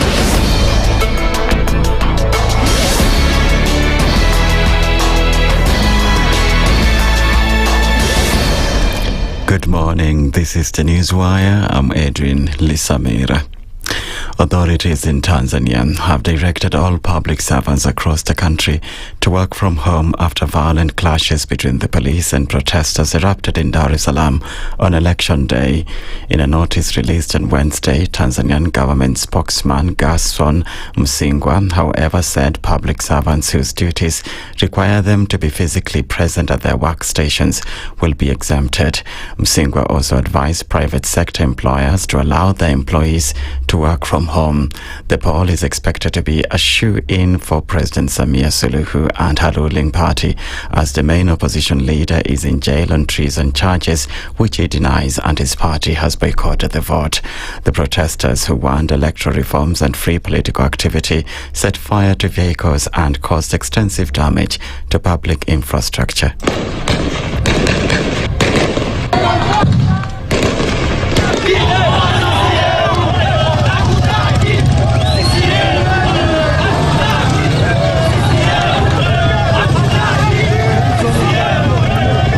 Sisi tunataka tume ule uchaguzi ili kila Mtanzania ashiriki kuchagua kiongozi anayemtaka. Sasa hivi ni ngumu, tumechoka. Tume ule uchaguzi. Tunapenda uhuru wa maoni, tunapenda siasa ya Tanzania iwe siasa safi.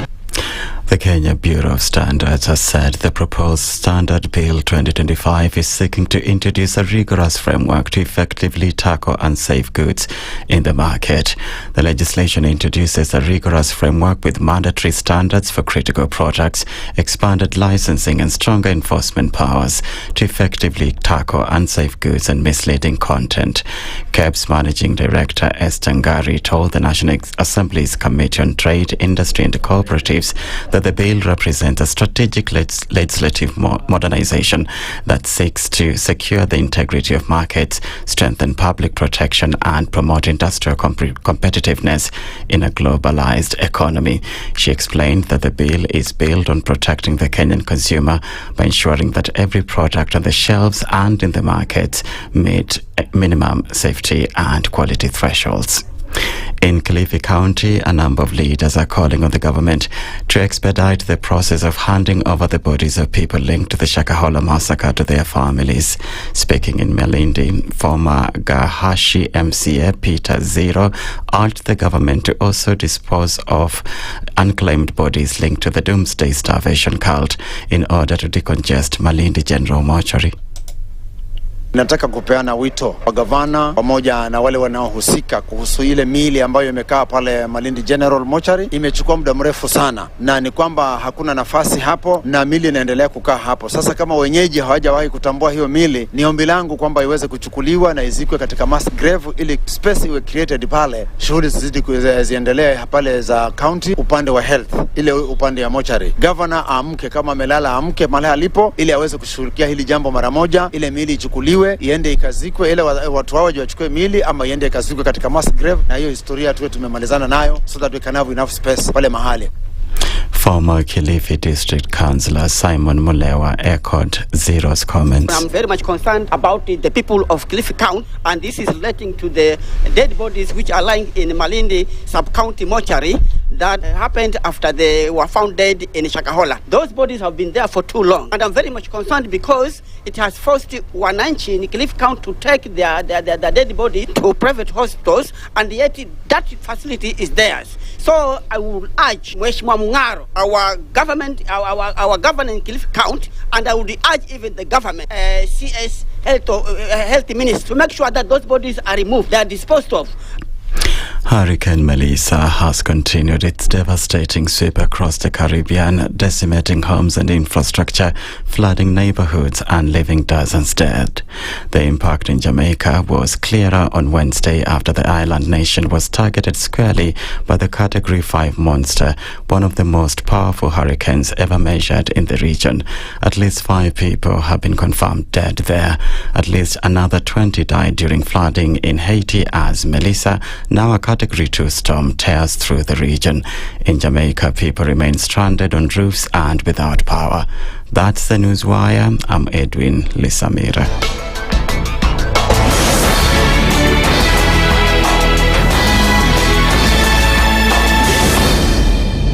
94.4 Spice FM, Nairobi. If we just gloss over issues and hope that time heals, then we might find that in generations to come, we might be back at the same situation. And the whole thing is born of stolen elections. Spice. When it comes to the decisions you make, you must be independent. There's no way you can allow one institution to dictate to you how you're going to conduct your operations, how you're going to decide cases. It's a no. When you weaken the institution to the point where they cannot take action, then you realize that politicians have to come up and now start dealing with the issues. That conversation has to die. Our politicians do not like the hard stuff. We must insist on the path of doing things right, whether popular or unpopular. Money changes hands. That is a fact. If you have political goodwill at the highest top, like in Rwanda, then corruption will be an issue of the past. If you don't have political goodwill at the top, we will pass laws, we will amend laws, we will continue passing laws and re-amending laws, and nothing will happen. This is the Situation Room, the only way to start your day. One of the things that are ailing our country is negative ethnicity. You find you as a state officer, instead of thinking as a Kenyan, you think like a tribal person. Let me tell you something. The biggest problem we have had in this country is a leadership deficit. There is nothing that you are going to do in the process of change if you are not a risk taker. So you really have to pursue your vision to a logical conclusion and even be ready to step on people's toes. When it comes to the economy, you can run away with it. They say statistics are like bikinis. They reveal a lot, but they conceal the vitals.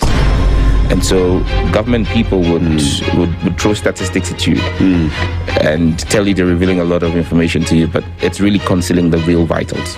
We need to get out of that, because when we want to grow our democracy, one basic thing that really requires to be understood by the political class, by all of us, is institutions are critical. This is the Situation Room, the only way to start your day. Mature, intelligent talk every morning. Spice up yourself. Mornings done right.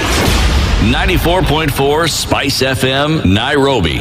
It's 8 minutes after 9 o'clock, and good morning this Thursday, where we are continuing conversations. I know there's a bit, okay, what happened here? So we've come back at 9 o'clock after you had a brief conversation around the things happening in India and how their elections are carried out. We're having those conversations as we get into the next, 6 months. This is the Situation Room. It's Kenya's biggest conversation. We continue with our conversations this morning when I ask you, life comes in stages. There are certain things you do, your first job, your first investment, maybe even your first child. Then one day you're thinking about retirement and the kind of legacy you want to leave behind. Wherever you are in life, ICEA has a plan for you. From saving in a money market fund to securing your family's future with insurance. Because planning ahead isn't just for some, it's for everyone. ICEA Lion is helping you protect, grow, and plan for life's every stage. So what you need to do is get in touch with the folks at ICEA Lion and figure out the plan. If you have a plan, talk to them and watch them help you bring it to life. So that's what you need to do as concerns your plan this morning. All right. So we then are going to look, like we said yesterday, and then also earlier this morning, we're going to look around the continent and we're going to take a Pan-African view towards this conversation, but also things happening just to the southeast of Kenya. And to help us in that conversation this morning, it's Ahmed Hashi, who's a foreign policy expert and joins us this morning. Hashi, good morning.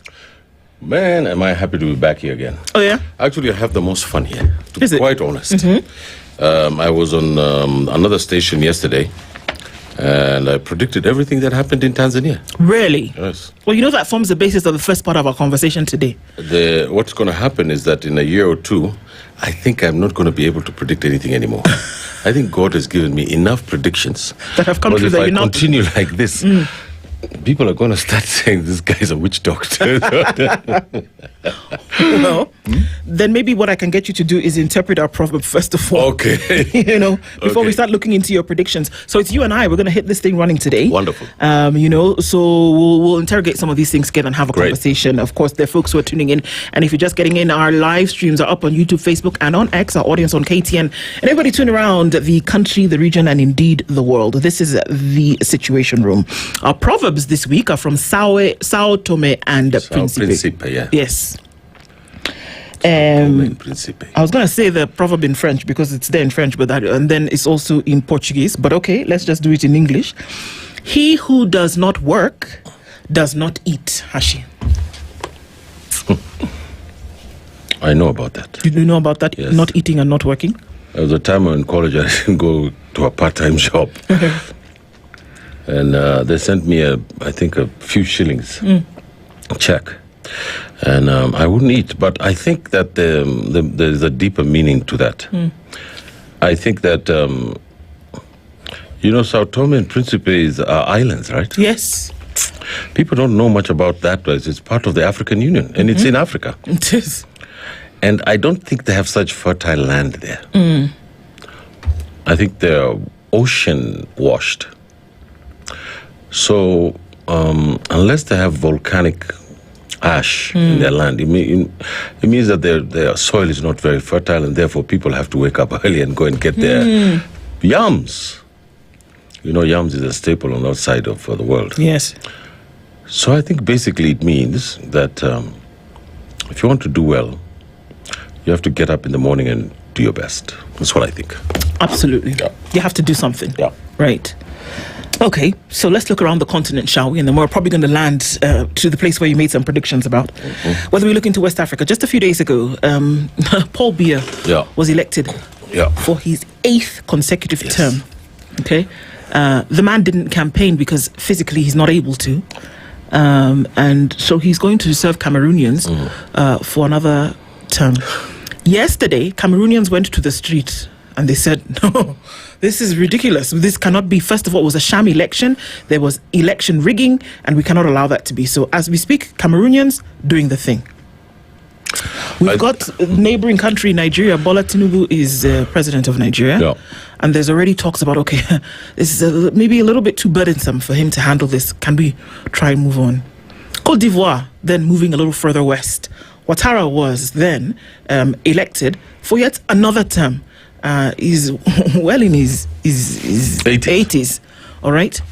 So let's come down south, where Peter Mutharika has been re-elected in Malawi after Mr. Chakwera lost the election and said, okay, this is what you want, Malawians? I'll go home. Mutharika comes back. He's in his 80s as well. Museveni, just here in Uganda, is 83. He is running in this election that they will go to the ballot in 2027. This is the story of the continent. Now, while all of that is happening, there's the age factor that we can look into. But then let's look over into Tanzania, where yesterday, Tanzanians, in some part, went to the polls. And others did not, because they said that this was going to be a sham election. And we saw many things happening in cities across Tanzania, from Moshi to Dodoma to Dar es Salaam to Arusha. People said, no, we will not vote, and neither will you. But power lines were shut down. Technology lines shut down. Nobody can get in or out. International media denied access to the country. The internet shut down so that nobody can communicate. This is not just something that happens out of the blue. It happens because it's a directive of government to say that, okay, let's contain the issue. Actually, what do we see happening in the continent? Let's start with Tanzania and then look out. Our doubts are often our traitors, our doubts. And they make us not attempt to change things. I'm paraphrasing this Shakespeare line from measure for measure, measure to measure, from measure to measure. And I think that I'm extremely optimistic. I'm not pessimistic at all. Okay. I think we're on the cusp of a profound change. Let me try and explain that. If we can say that we in Africa got into the modern period, say in the 17th and 18th century, and this was a dark time for us. And then in the 18th century and the 19th century was another stage of dark time for Africa because of colonialism and all these things. And then we got independence. Now there's a turning point, what I call a turning point. Harold Macmillan gave a speech in Pretoria in 1960 and said, Africa is going to be free. Africa is going to be independent. We formed the African Union so that we could liberate every country in Africa, and we did. Mm-hmm. The reason for this union, all this thing, was to stamp out colonialism. So that's our turning point. We did with South Africa. After South Africa, there was not one country that was... Then the Cold War came in, ended. Another turning point. So all the dictators were either the Soviet Union or in the US. In the US. Withered away. Then the Western countries, in cooperation with Thabo Mbeki, and a lot of people said there was going to be a renaissance in this Africa. Remember that? So the leaders of Africa, so I can call them the rulers of Africa, decided, look, we're going to win through the Electoral Commission. So we're going to get the Electoral Commission stacked with our people, and when they count the vote, they're going to call us to be the winners. So this is how they dealt with the opening or the end of the Cold War. They decided that they were going to use the Electoral Commission to stay in charge, and they did that. But in many countries, they did not. In Mobutu, they were overthrown in Mobutu in Zaire, which is now DRC. Botswana is doing well. Namibia is doing well. South Africa is doing well. If you go up to the countries of Africa, there's about 10 or 15 in that basket that are still giving us a bad name. So one is Cameroon. So Cameroon is named after is a shrimp. It's a word for shrimp. It's the Portuguese word for shrimp. You should just look it up now. And first thing, they need to change their name. First of all. Yeah. Call the shrimp in their own language. The second thing that Cameroon needs to do is to stop fighting over whether they should speak English or French. We're forced to speak this language. We don't want them. We know that English is now the global capital. We have no choice about that because English has become a hegemon. There's really nothing we can do about it. It's become the lingua franca of the world now.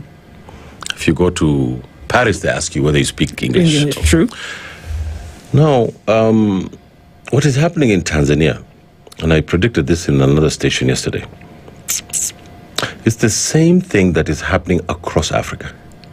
You see, for our viewers and our listeners, 85% of the people of Africa are under 25. True. We're nearly 2 billion now. They're on the technology. Right now, someone in Benin is watching this show through his phone. Yeah. Information, as you know, is power.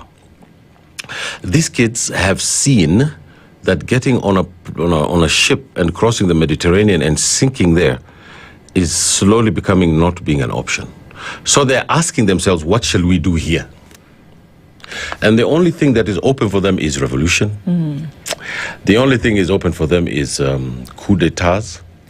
Because even when they want to elect the people whom they want to serve them, so they can make things work, those people become puppets of powers in the world. So I'll give you a very simple example so that our viewers can understand. Niger has uranium. Yes, it does. Okay. It sends uranium to France. That's almost why they all had of a it. coup. Yep. They get paid $100 million a year, euros.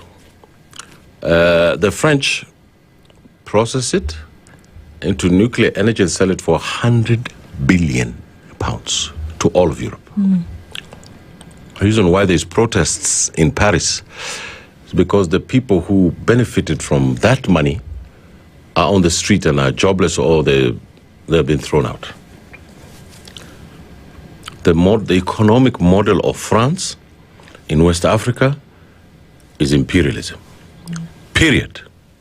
The Germans have nothing to do with us. They're the biggest economy in Europe. They're innovative, they make cars, they do this, they do that. They come here, they buy things at the market rate, and they go fix what they want to fix.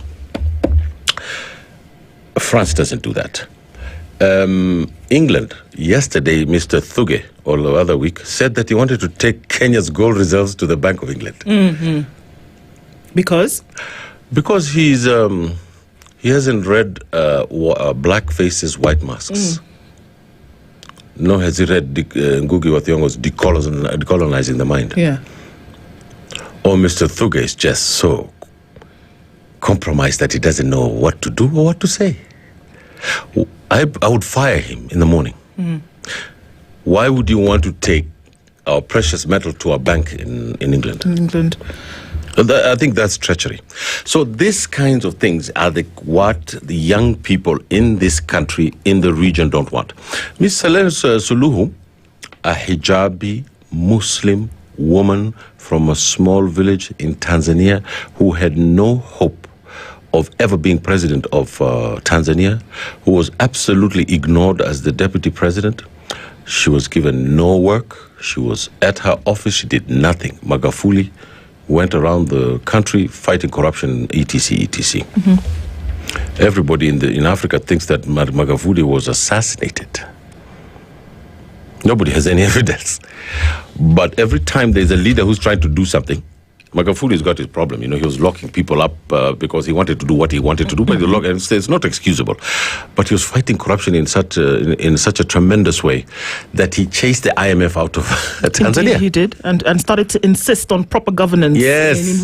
on whatever level. Now, I am a Muslim like Ms. Sulu, but our faith, our personal issue, has nothing to do with her practice as the president of Tanzania. What is this practice, Hashi? Because it seems as though there's speculation, there's what people know to be true. We have seen over the last couple of years that the disappearances of individuals in Tanzania has increased. Yes. Journalists don't have freedoms. Yes. The most glaring example is Tundu Lissu, who opened his mouth and said, let's see reforms in electoral processes in Tanzania. And he's been locked up for a year. I was interviewed yesterday in this other station, and I said exactly the same things you're saying. And I firmly believe that Chama cha Mapinduzi would have won that election anyway without doing this. Because they're the most organized. Tanzania and Chama cha Mapinduzi are the same thing. It's like the Communist Party and the Soviet Union. It was the same thing. You could say the Communist Party or the Soviet Union is the same thing. So Chama cha Mapinduzi and Tanzania are the same thing. So in fact, other parties have to come and ask CCM if they can be part of the party. Exactly. Now, so I think that the people of Tanzania have woken up. Have they? Yes. Let's look at the times of Julius Nyerere, where he essentially preached an African breed of socialism and said, you know what, we must come together, Ujamaa. We must come together, and this is how we must work together. We must then fight for the economy. We must preserve our culture, all of these things. And it was as though the people of Tanzania were shepherded into an ideology. But now, it's very clear. In fact, the chagrin for many is that Tanzanians could actually be in the street, fighting, and saying absolutely no to this thing.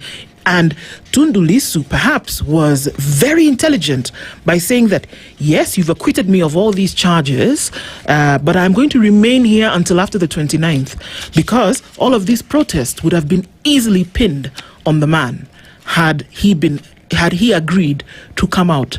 But there's something very glaring about this, that the people of Tanzania, in a manner that was unprecedented, that they have never done before, have come out to say, we demand 1, 2, 3, and you must listen. Is there a window for a break free from this previously shepherded kind of thing? No, it's really tragic, but we must push on and we must continue to struggle against the three things, stupidity, idiocy, and being too comfortable with power. And I think that the leadership in Tanzania is failing that great country. Tanzania is a great country. Its people are a great country. And I think that Ms. Suluhu, Madam Suluhu, who came from the roots of a constitutional transfer of power, should have stuck to becoming a transformative leader and bringing in a new katiba in Tanzania and making sure that the rights of the people of Tanzania are secured. The people of Tanzania would have elected her in a landslide. But this thing called the Chama cha Mapinduzi is an authoritarian political party. Is she an authoritarian, or is the party an authoritarian, and she's an agent of the party? She wasn't an authoritarian before. She became an authoritarian when she sat on that seat. It takes a great conscience to get everybody who comes through that door and tell them, no, I'm in charge, I'm the president. We're not going to have it. There's going to be a different team. It takes a great conscience and great courage to fire people who believe in those things and bring in reformers into your government. It takes great courage to do all the kinds of things that you need to make sure that the political economy of that country is transformed. If Madam Salut had said that my job, I'm here by luck, and the constitution was followed, I'm going to fix the constitution and leave Katiba for the people of Tanzania so that never ever again will the rights of anybody in this country be infringed. I think that she would have been a hero in our continent. But of course, it takes great leaders and a great amount of luck for there to be leaders, and there has to be luck, and there has to be certain circumstances for all those things to come together for you to be in that seat to then do those things. I think that Ms. Suluhu is going to be overthrown by the CCM after a few months, 6 months. You'll hear she was not feeling well, she's retiring or something. Why? Because she's become a liability. It is the CCM who told her to do this. It's not her. So she's not a dictator? She's a puppet of the party. She has power, but without the party, she's nothing. She can't rule Tanzania as a president only. She has to have the Chama cha Mapinduzi, because you see, in every 10 houses, there's Chama Mapinduzi. If you have an ice cream on the streets in Dodoma, they will send a message to the party headquarters. It's like that book, 1985. Yeah. It's the best book in the world. So I think Tanzania needs a transformation. It's one of the richest countries in the world. It has a lot of mineral deposits. The people there, you see, their social formations. The one thing that we can't touch Tanzania about is this social formation that is Tanzanian. Nobody is attacking Samia Suluhu because of her ethnicity from Zanzibar. Nobody is attacking her because she's a woman. Nobody is attacking her because she's a Muslim. Nobody is attacking her because of her ethnic roots. People are attacking her because of her political ideology. Where does that happen in Africa? Here, in Kenya, we attack William Ruto because we're Kikuyus, because we're Luyas, because we're this. But like that, that's our ideology, tribalism. In Tanzania, there is no, sisi Wachaga tumesema hivi, no. They disagree with her ideology. They're saying you're a dictator who is not helping this country. Before that, there was, so what was saying, I mean, look at it, from Julius Nyerere to Jakaya Kikwete to Mkapa, all of these gentlemen, we didn't see, even Magufuli, we didn't see protests in the streets, even under Magufuli. Very good question. It is not. Why did we see it now? It is not because she's a Muslim. Yeah. It's not. That's not the issue. If you hear someone saying that, it's an obfuscation of the political realities. We're not protesting against William Ruto because he's a Kalenjin. No. We're opposed to him because of the tax bill, because of what he's doing to the country. That's why we're opposed to him. Okay. I mean, I'm a Cushitic. He's a Nilo Cushitic. So we're closer to each other. But I'm the only guy in my community who says no. No. Now, I think that, I think we should explore this question that you brought up, because this is a very serious question. Why are people opposed to Mama Suluhu while they took all the other guys and accepted the same iron-fisted rule? That's because, the opposition contested the election and no one put them in jail. Magufuli did not put anybody in jail because, well, look, Tundu Lissu would tell you differently. They ran here. Tundu Lissu was shot 17 times in Nairobi, by whom he says... But guess what? The Tanzanian population was with Magufuli because he was doing the right thing. He was fighting corruption. He was fighting those people who were screwing, if I can, for lack of a better word, international companies that were screwing Tanzania. I think that we ought to be able to have a decent conversation on Tanzania without dragging in the issues of Zanzibar and the union between the two, which is a tension. The religious issue which they have solved, because one gets 2 terms and the other one gets 2 terms. So right now, I think Ms. Suluhu is saying, this is my 5 years. Why are these people trying to But is she saying that? She's not saying that. I don't say that verbally. I get it, but and I understand that. She's not saying that verbally. I get it. But there's an unconventional rule in Tanzania that, you guys do this, we do this, like this. And this is the rule. But that convention is being challenged now. It's being challenged by the people, for sure. Yeah. But look at the things that we're saying, and we say that usually you can say something without actually ever having opened your mouth. People are abducted. It's appalling. What's happening in Tanzania makes what's happening in Kenya look like child's play. Yep. That people will open their mouths and before dusk they have disappeared. There are people who are journalists who are afraid to pen a word. There are priests who stand on the pulpit and say something and by evening service they are gone. There are people who have never been seen again after they've said certain things. I shudder to think about the people who were arrested yesterday during the protest and what is going to happen to them as a result of the fact that they were caught protesting. So there are many things that are being said without a mouth being opened. And could that be the reason why Tanzanians have said enough is enough? And mind you, Hashi, it's a very short period of time. Remember, she was not elected president. She took over because she was vice president. Now let me tell you what she said yesterday. Baada ya huu uchaguzi, najua nimeauhakika wenzangu mnichague tena. Nimeauhakika, I've asked you. Nataka niwaambieni waliovuruga amani na kuiga tabia za Wakenya kuwa nitawatafuta na nitawapata. Mna mengi ya kujibu. Lazima mtajua huku si Kenya. She repeated herself. So she's saying, the election is going to get over. We're going to calm down, and I'm going to I'm going to find you, and I'm going to prosecute you, and I'm going to teach you that this is not Kenya. What do you expect from someone who speaks in that language? Is that leadership? It's not. Listen. A dictatorship can have a religion, it can have an ethnic group, it can have a dress, it can eat a certain type of food, it can drink soup with cola nuts. If it walks like a dictator, talks like a dictator, it is a dictatorship. And that is my political economy. That's what I look for.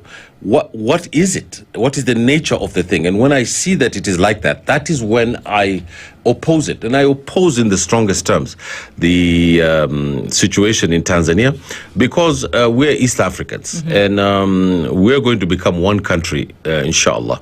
And I firmly believe that if we in Kenya don't support the movement for basic political rights enshrined in a new constitution. There is a constitution that has been written in Tanzania, but it's not being voted on. There's no plebiscite, and the opposition is not being allowed to participate in the process. It's not being allowed to participate in the elections. Then they put a list of 17 parties which are being funded by the government that are running for the election to say this is our democratic credentials.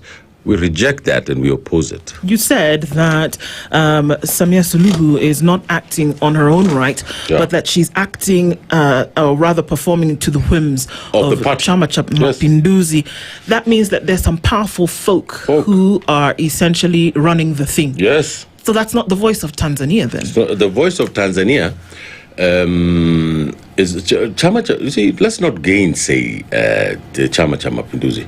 The Chama cha Mapinduzi was stronger than KANU during the times of Kenyatta and Moi. It is deeply in the DNA of the Tanzanian. Kind of like the ANC in South Africa. Yes, it's like the ANC in South Africa. The problem is that the people who remember the ANC and remember the Chama cha Mapinduzi are 6 feet under. The people who are there living are gone. The new children don't remember Julius Nyerere. They don't remember Oscar Kambona. They don't remember Sokoine. The person that they remember is Mrisho Kikwete. And let me say that I think that the towering political figure in Tanzania is Jakaya Kikwete. Yeah. I think he's one of the most astonishing politicians to emerge on the eastern seaboard of East Africa. But his pragmatism also is his enemy. There is a culture that when there is a sitting president in Tanzania, the one who's outside doesn't say nothing. Look, actually, I want to go back a few decades when, again, the spirit of Ujamaa, or when we say that socialism, that was pushed to a larger extent by Julius Nyerere. Yes. It went around the world. Universities in today's present day study that and as an ideology, just like they do with Karl Marx and all these other things. Julius Nyerere's socialism, Ujamaa, is studied. So there was a way in which the Tanzanian people thought, operated. Preservation of culture, very big.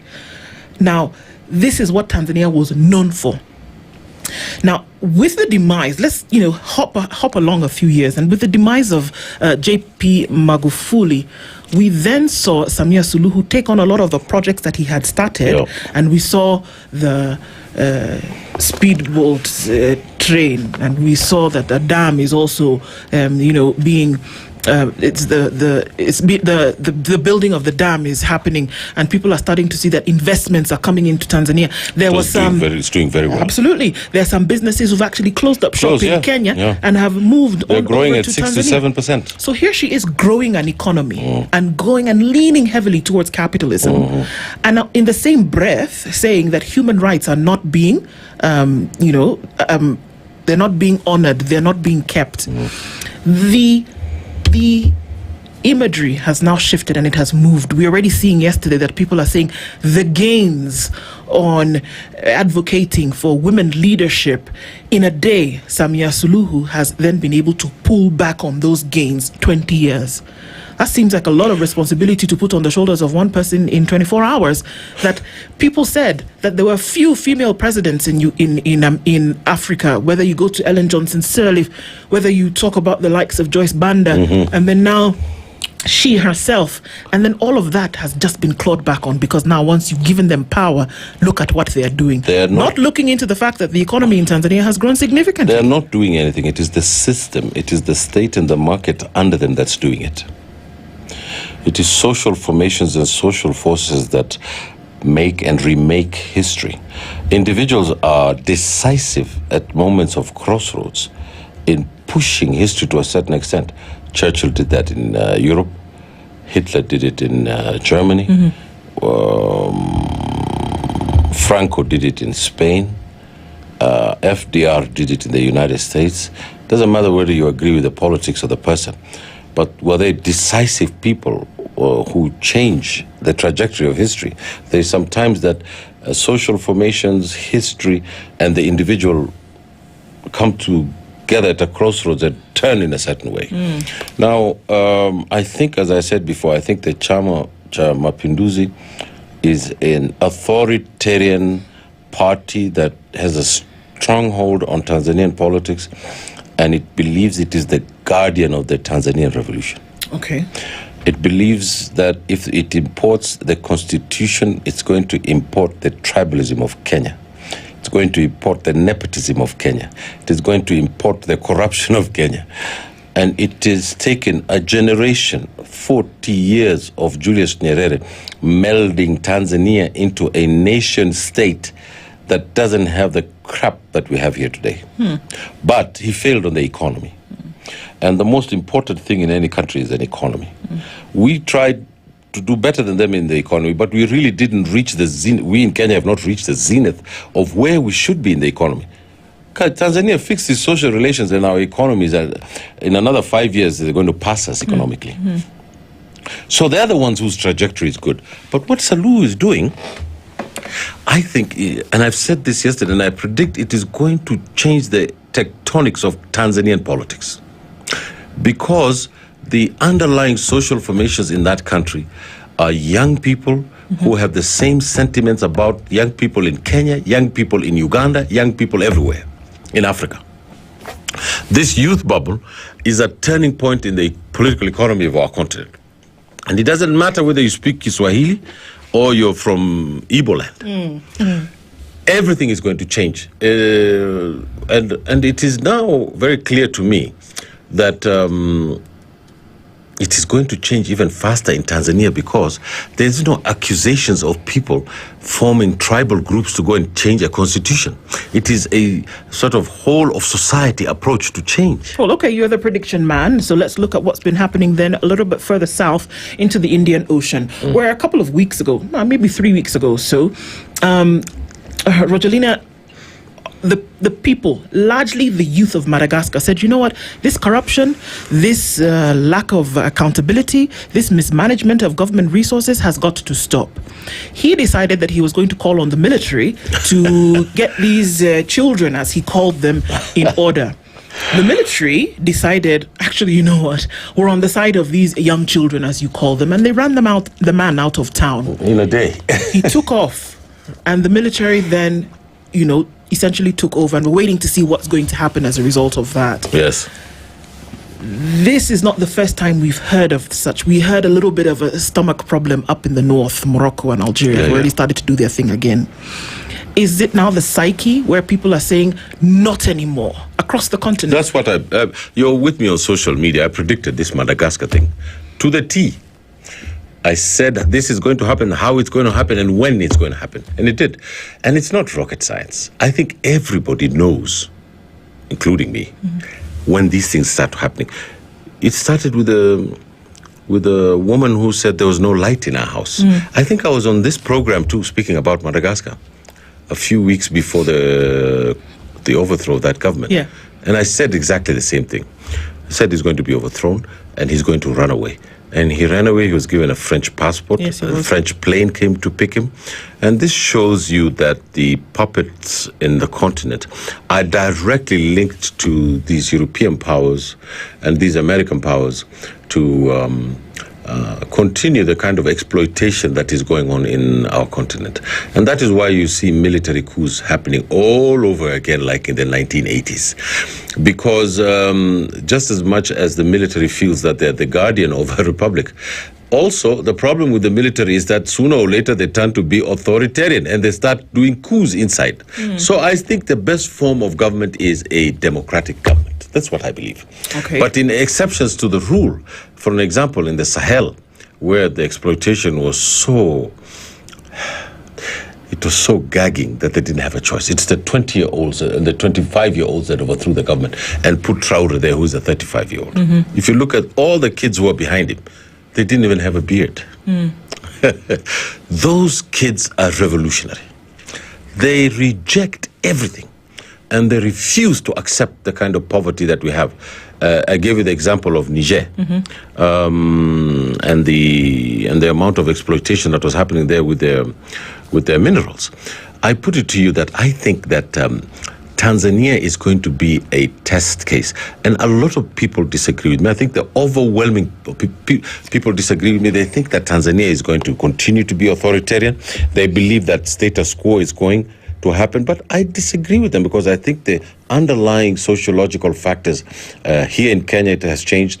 In Uganda, it has changed. In Tanzania, it has changed. And I think the Chama cha Mapinduzi days are numbered.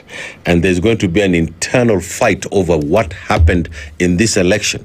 And when that happens, you'll see more factions moving to the opposition. And this will be the signal death of the Chama cha Mapinduzi. Just as I think that the ANC is in as much deeper trouble, like the Chama cha Mapinduzi. And it is just a matter of time before they go the way KANU went to this in Kenya. Okay, so now we're looking at a situation whereby there are rumblings across, and somebody somewhere is having a stomachache, and it's coming up in different parts of the continent. Yes. It's coming up, and people are getting more and more fed up with the status quo. Yep. And they've said, we are not going to take that anymore. Yes. And the stuff of revolution is that there will be injuries, there will be tragedies, but if you're fighting for the thing that you want to essentially achieve, then we've got to be ready for that sacrifice. Has it gotten to that level? I don't like revolutions. I'm a capitalist. Okay. In order for capitalism to take root, I believe in economic transformation. I believe in parliamentary system of government. I'm a liberal.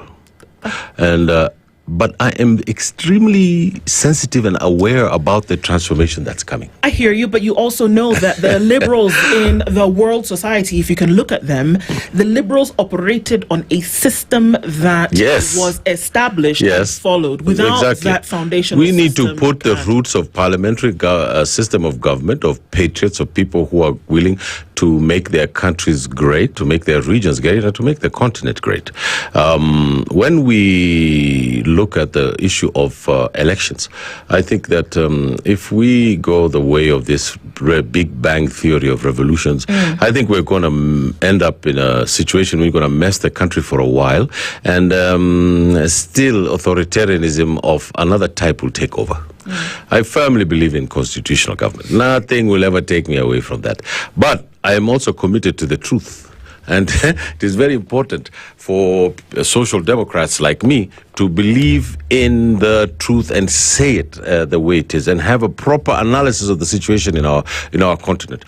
We cannot have development and we cannot move forward without a system of laws governing us. We cannot. If there was an authoritarian military government in this country today, I would not be sitting here. I'm sitting here because I have a provision of the Constitution of Kenya, which says that I have the right to speech. I have the right to assembly. I have the right to make a political party. I have a right to stand for elections. I have a right to air my views. I have a right to speak my conscience. That is what we want. That's a safeguard. That's the most important safeguard to our republic. But there is a problem now when it comes to post-colonial societies. And the problem is we need to get away from the mothership. There's a mothership here in Europe and here in the United States. And now, increasingly, another mothership has appeared here in the Asian called the China. We just simply can't have a little pipe to a fuel in the mothership, and they're taking it from us, and we're not taking anything from them.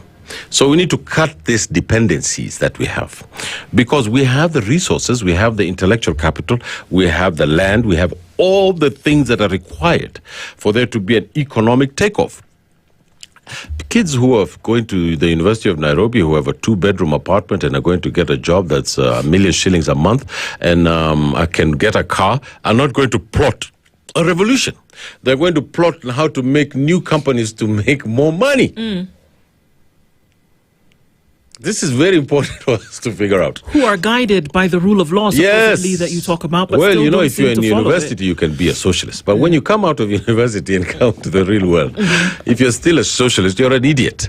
But in fact, that's a very strong word to use. Let me take that back. I think you're foolish. Oh, okay. So it's not as strong as the other one.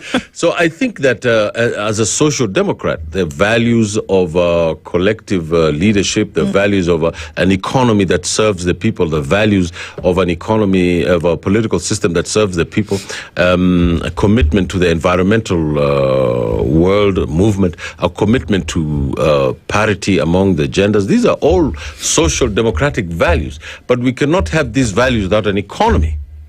We cannot.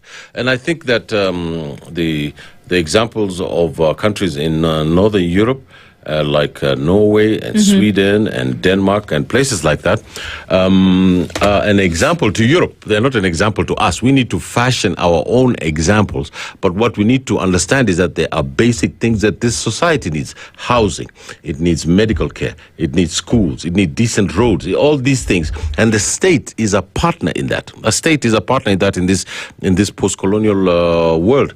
We cannot leave it only to the market. One would imagine that those who are then in positions whereby these things can happen are very aware of what these needs are. But still, year after year, election after election, we still complain about the same things. Can you imagine how long we've been complaining about schools? We should not complain. Across the continent. We should act. We should get out on the streets. We should protest. Actually, in the 80s, there were people who were trying to cross the Mediterranean in dinghies to try and get to the to cross over towards the Strait of Gibraltar to get to Spain. It's happening now. In 2025, it's still happening because people are trying to run away from the sad reality. It used to be the other way around. Europe used to run to North Africa to look for jobs. A few centuries ago, it was North Africa that sent the Enlightenment to Europe. It is the one that taught them that they're university. They're the ones who taught them about books, and they're the ones with the Umayyad Empire. It is black people like me and you from North Africa, Moors, who are the ones who brought the Enlightenment to Europe. In fact, if you look at the paintings of Europe today, you go to every painting, you'll see one black guy with a turban and a book teaching them how to read and write. The Europeans didn't used to take baths. They were taught how to take showers by Africans. It's a historical fact. The Greeks whom they keep talking about, Pythagoras' theorem, it was taught there in Kemet by Imhotep. They went to school there. So there's nothing wrong with us. What is wrong with us is the political systems and the economic systems that we're in and we're participating in, and the political leadership that we have. And once we have the political leadership that wants to transform the situations in our country to bring down these borders. Why is it that Togo and Ghana are two different countries? They speak the same language. And Togo is a strip. Why is that little country in Gambia not part of Senegal? Why are the Cameroonians fighting over English and French? You know, this kind of stupidity that has been brought into this continent, these kids do not want it anymore. And everybody has to wake up and deal with it. My kids are this Gen Zs. They call me a liberal. I'm considered very militant in this country. And my kids are telling me, you're part of the problem. You. And I said, Dad, how am I part of the problem? He says, we want to bring down this establishment. I said, you can't do that. You are young. You don't know what you're doing. What you need to do is to stand up and change your country, but change it for the better. If you take a palm oil and boil it and put a kibriti on it and destroy it, you will have no country. But we'd rather have no country than to let a dictatorship sprout there. You know, if you go to Somalia now, everybody is just appalled at what's happening in Kenya and Tanzania. They think we're crazy. Somalia? Yes, the Somalis. You ask any Somali. They say, what is wrong with you people? Can't you see what we did to our country? We burned it down. And we're refugees in your countries now. You guys and the South Sudanese, ask the South Sudanese and the Somalis. They think that if there's a monster ruling us, that we should keep it. better the monster. But the problem is that that's not acceptable. It is not morally and consciously acceptable for you as a human being created by God to be set upon by another human being and be told what to do, when to do it, and how to do. We are born, created by a creator, and we have certain inalienable rights, and among those are the right to liberty, good government, blah, blah, blah. That's just there. And it's been there since time immemorial. And the struggle now is that one. That's the struggle in this country. That's the struggle in Tanzania. That's the struggle with the Yoweri Kaguta Museveni. That is the struggle with look what is happening to the Sudan. The RSF today is just murdering people in this small town, in this town called Farcha, I forget the name, because the Sudanese army withdrew and they do not want a bloodbath there. They're committing a genocide there. Our government, which has relations with the RSF. Yes. You remember they brought them here? Of course they did. Tried to set up a parallel government. That didn't quite work out, but okay. Met with that murderous hoodlum. That murderous hoodlum. He met with him. And I think that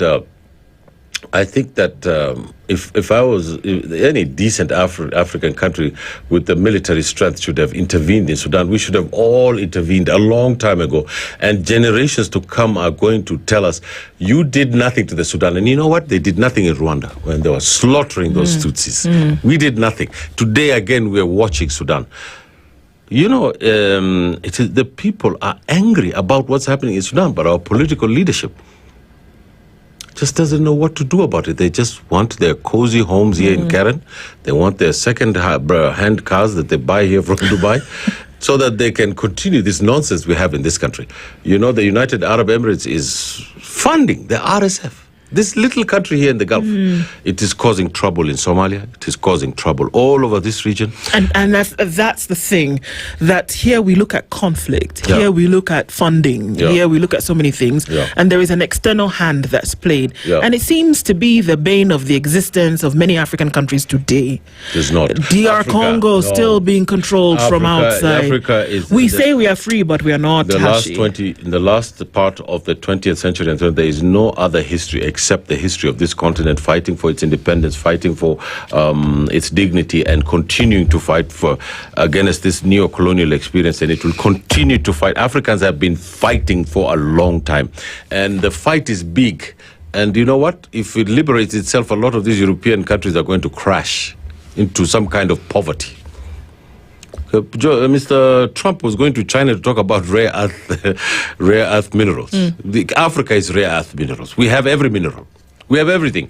But I think that this golden generation, these young people are now going to fashion a new political leadership, and we must welcome it. I welcome it. I'm going to stand for a member of MP here in Langata because I want to go to the National Assembly, because I believe in the traditions of parliamentary democracy. And I think that if we get men and women of conscience who can go there and stand up for their country, I think something will change. Yeah.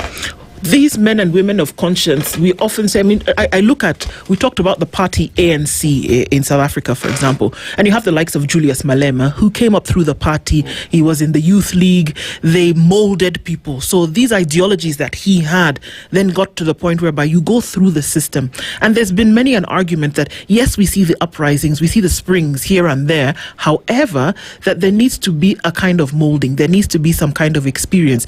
It's beyond the protest. Then what happens next? Do you feel that there is a need for that kind of shepherding? Okay, just an excellent question. You know, like Raila Odinga, let him rest in peace, has left, and ODM is going to the graveyard. Yes, ODM is finished. We spent a long time building that party. Now it has become a Luo party, being directed from Bondo. It's just a fact, it's very important for us to tell the truth.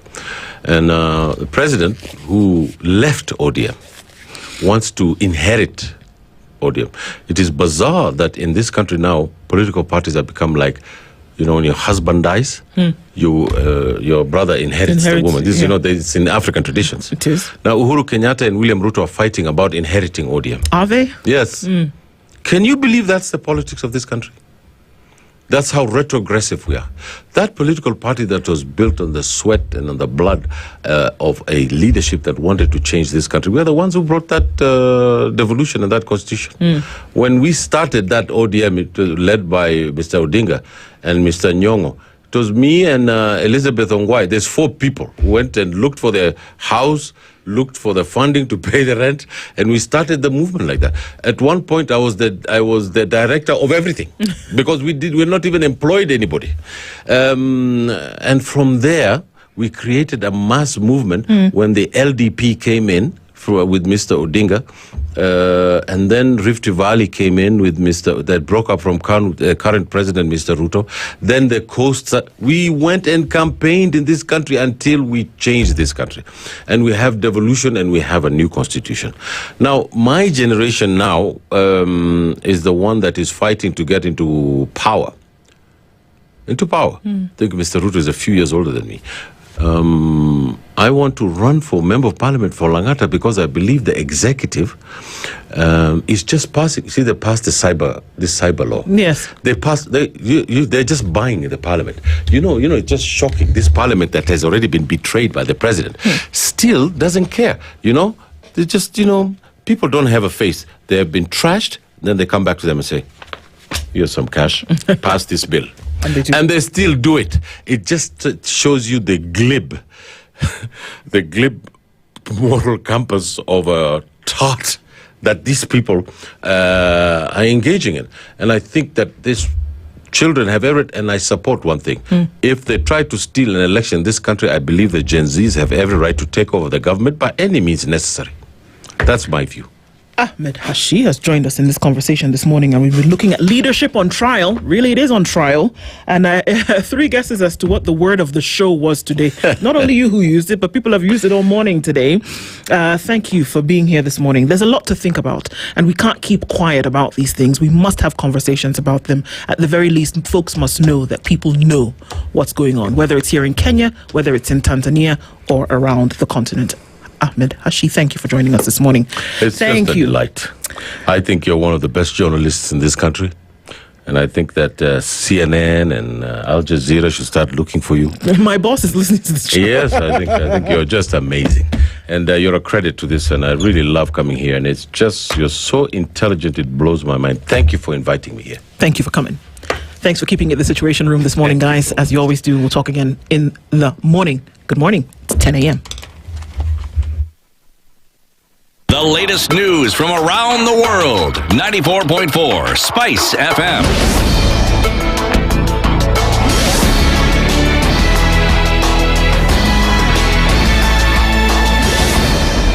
Good morning. This is the Newswire. I'm Edwin Lisamira.